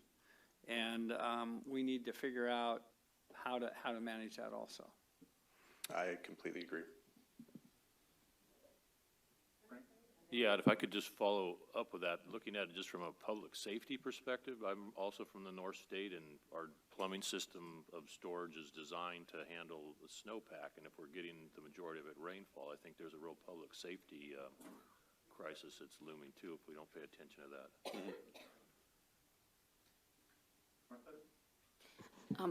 Within this whole scheme, urban farming is happening, and how is this affecting us? How is the conversation? Because I talk with a lot of the urban farmers. They have no idea of, much of what's going on in the real farms.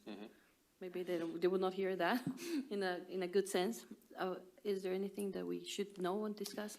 If I'm going to take urban farms to mean within kind of the footprint of an urban water supplier, meaning you're getting your water instead of from a well or from a canal, but from your municipality.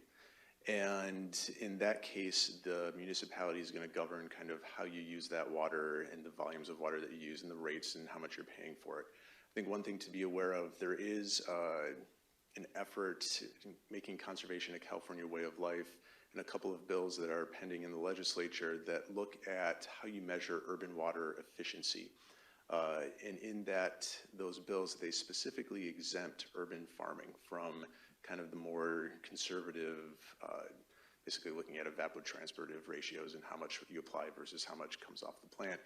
But the bills recognize the benefit of urban farming and kind of exempt it from some maybe stricter ratios that would otherwise apply.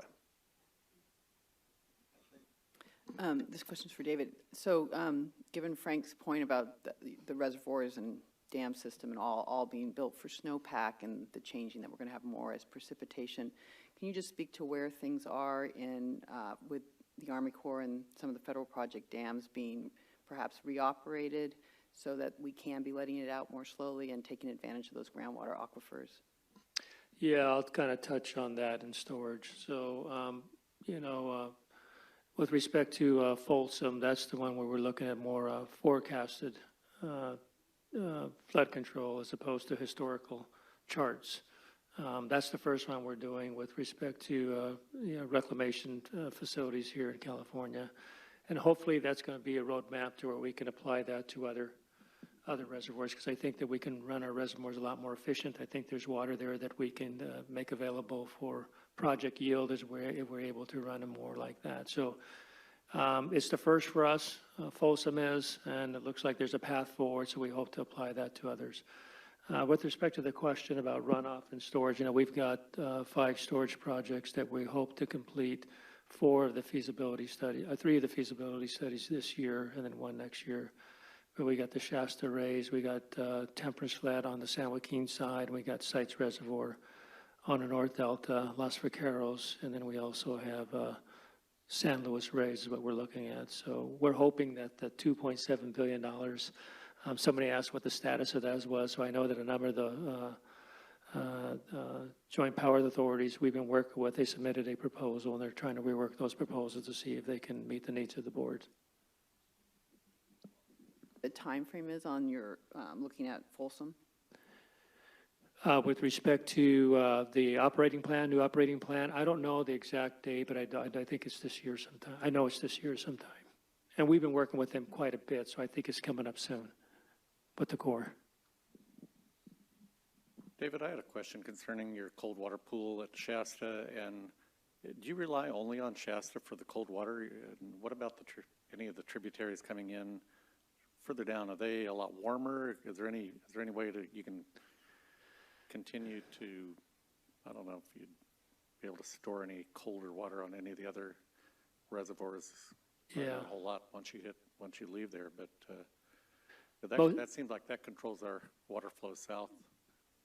Yeah, most of it is Shasta. We do get some water from the Trinity. We bring it over across from the Trinity. That water is just a little bit warmer than what we would like, but most of the cold water that we're trying to store to meet the in-stream is from Shasta. Now, Sites Reservoir, I think that project would help with the cold water pool, and if you really look at the feasibility study, there's a fair amount of that water that helps with the cold water pool. I think it's well over 100,000 acre feet. But yeah, and so that's the focus that NIMS has when we look at our temperature plan, is how we're going to go ahead and manage Shasta Reservoir. And raising Shasta would give you maybe additional cold water? Or Actually, the number I threw out there was for Shasta raise. Yeah, and so raising Shasta itself, when we look at the feasibility study, it would make available maybe another 150,000 acre feet of cold water pool for us. Like with sites, Glenclusa could probably take 150,000 acre feet of water out of sites if you reoperated the system, and that water, that 150,000 could stay behind Shasta. So it could have huge, huge impact. And likewise, the TC could do the same thing. So there's potential for a lot of water if the system is reoperated as one. I know there's been discussion for some time, and I apologize if this is just a low-level question. But in terms of your modeling in response to NIPS, I mean, is there better cooperation in terms of understanding, hey, this is our model coming from the Bureau. NIPS is saying, oh, sorry, we don't agree with the science there. Or is there further discussion to kind of stop that conflict? Or is there work in that area? Yeah, that's a good question. So, what happened in 2014 and 2015, there was a concern with respect to how we operated those years and how those matched up with the models that we had in place. And there was a lot of criticism thrown at the modeling itself. It really wasn't the modeling. It was more mechanical. And so what happened, can't remember if it was 14 or 15, this is when we didn't hit the temperature target. What happened that year, one of those years, is that we have a temperature probe and we physically go out on a boat and we drop this temperature probe and we measure the strata. And what happened is that temperature probe malfunctioned. And so it had been malfunctioning, and it was only off a half a degree or a degree, which is a lot. And it was mid-year. And so what happened is, so when we found out we're mid-year, we had to completely adjust our operational plan. The other thing that happened too is the temperature control device on Shasta, we were getting a lot of leaking through the gates. So we were getting a lot of warm water mixed with the cold water. And so what we did is something simple. We just put these huge tarps around these gates to prevent the leakage, and it made a big difference. So there were more mechanical issues. In addition to that, since then, we do a lot more monitoring on our cold water pool. So I think there's a lot better coordination with how the plan is developed and how we ensure it's implemented. And we make adjustments through the year, and we have conversations with NIPS as we go through the year. I guess the only other thing I'd ask you, is there anything we can do as a board to make your job easier as we look forward here? Yeah, some of the 20% allocation that we provided, I got to go to some of the board meetings here this week. You guys can go there for me if you want. No, people need to understand too. I'll go there, and you can go to my Sigma meeting. People need to understand is we said at 20%, but 20% is not a lot, and you guys know that. And what people are asking is, how can you have a full reservoirs? And even if you have a 50% snowpack, how does that result in a 20% allocation? And that's what we have to kind of go explain. And there's reasons for that, but we're hoping that the March precip and snowpack is going to make a difference.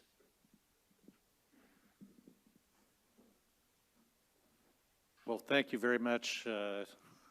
We really appreciate all the information you gave us in the dialogue here. So you guys are always welcome back. So thank you. Thanks a lot. We're going to take our break. Speakers, you're welcome to join us in the room around to the left for lunch. And we'll reconvene at what time, Josh? 12:45. Thank you.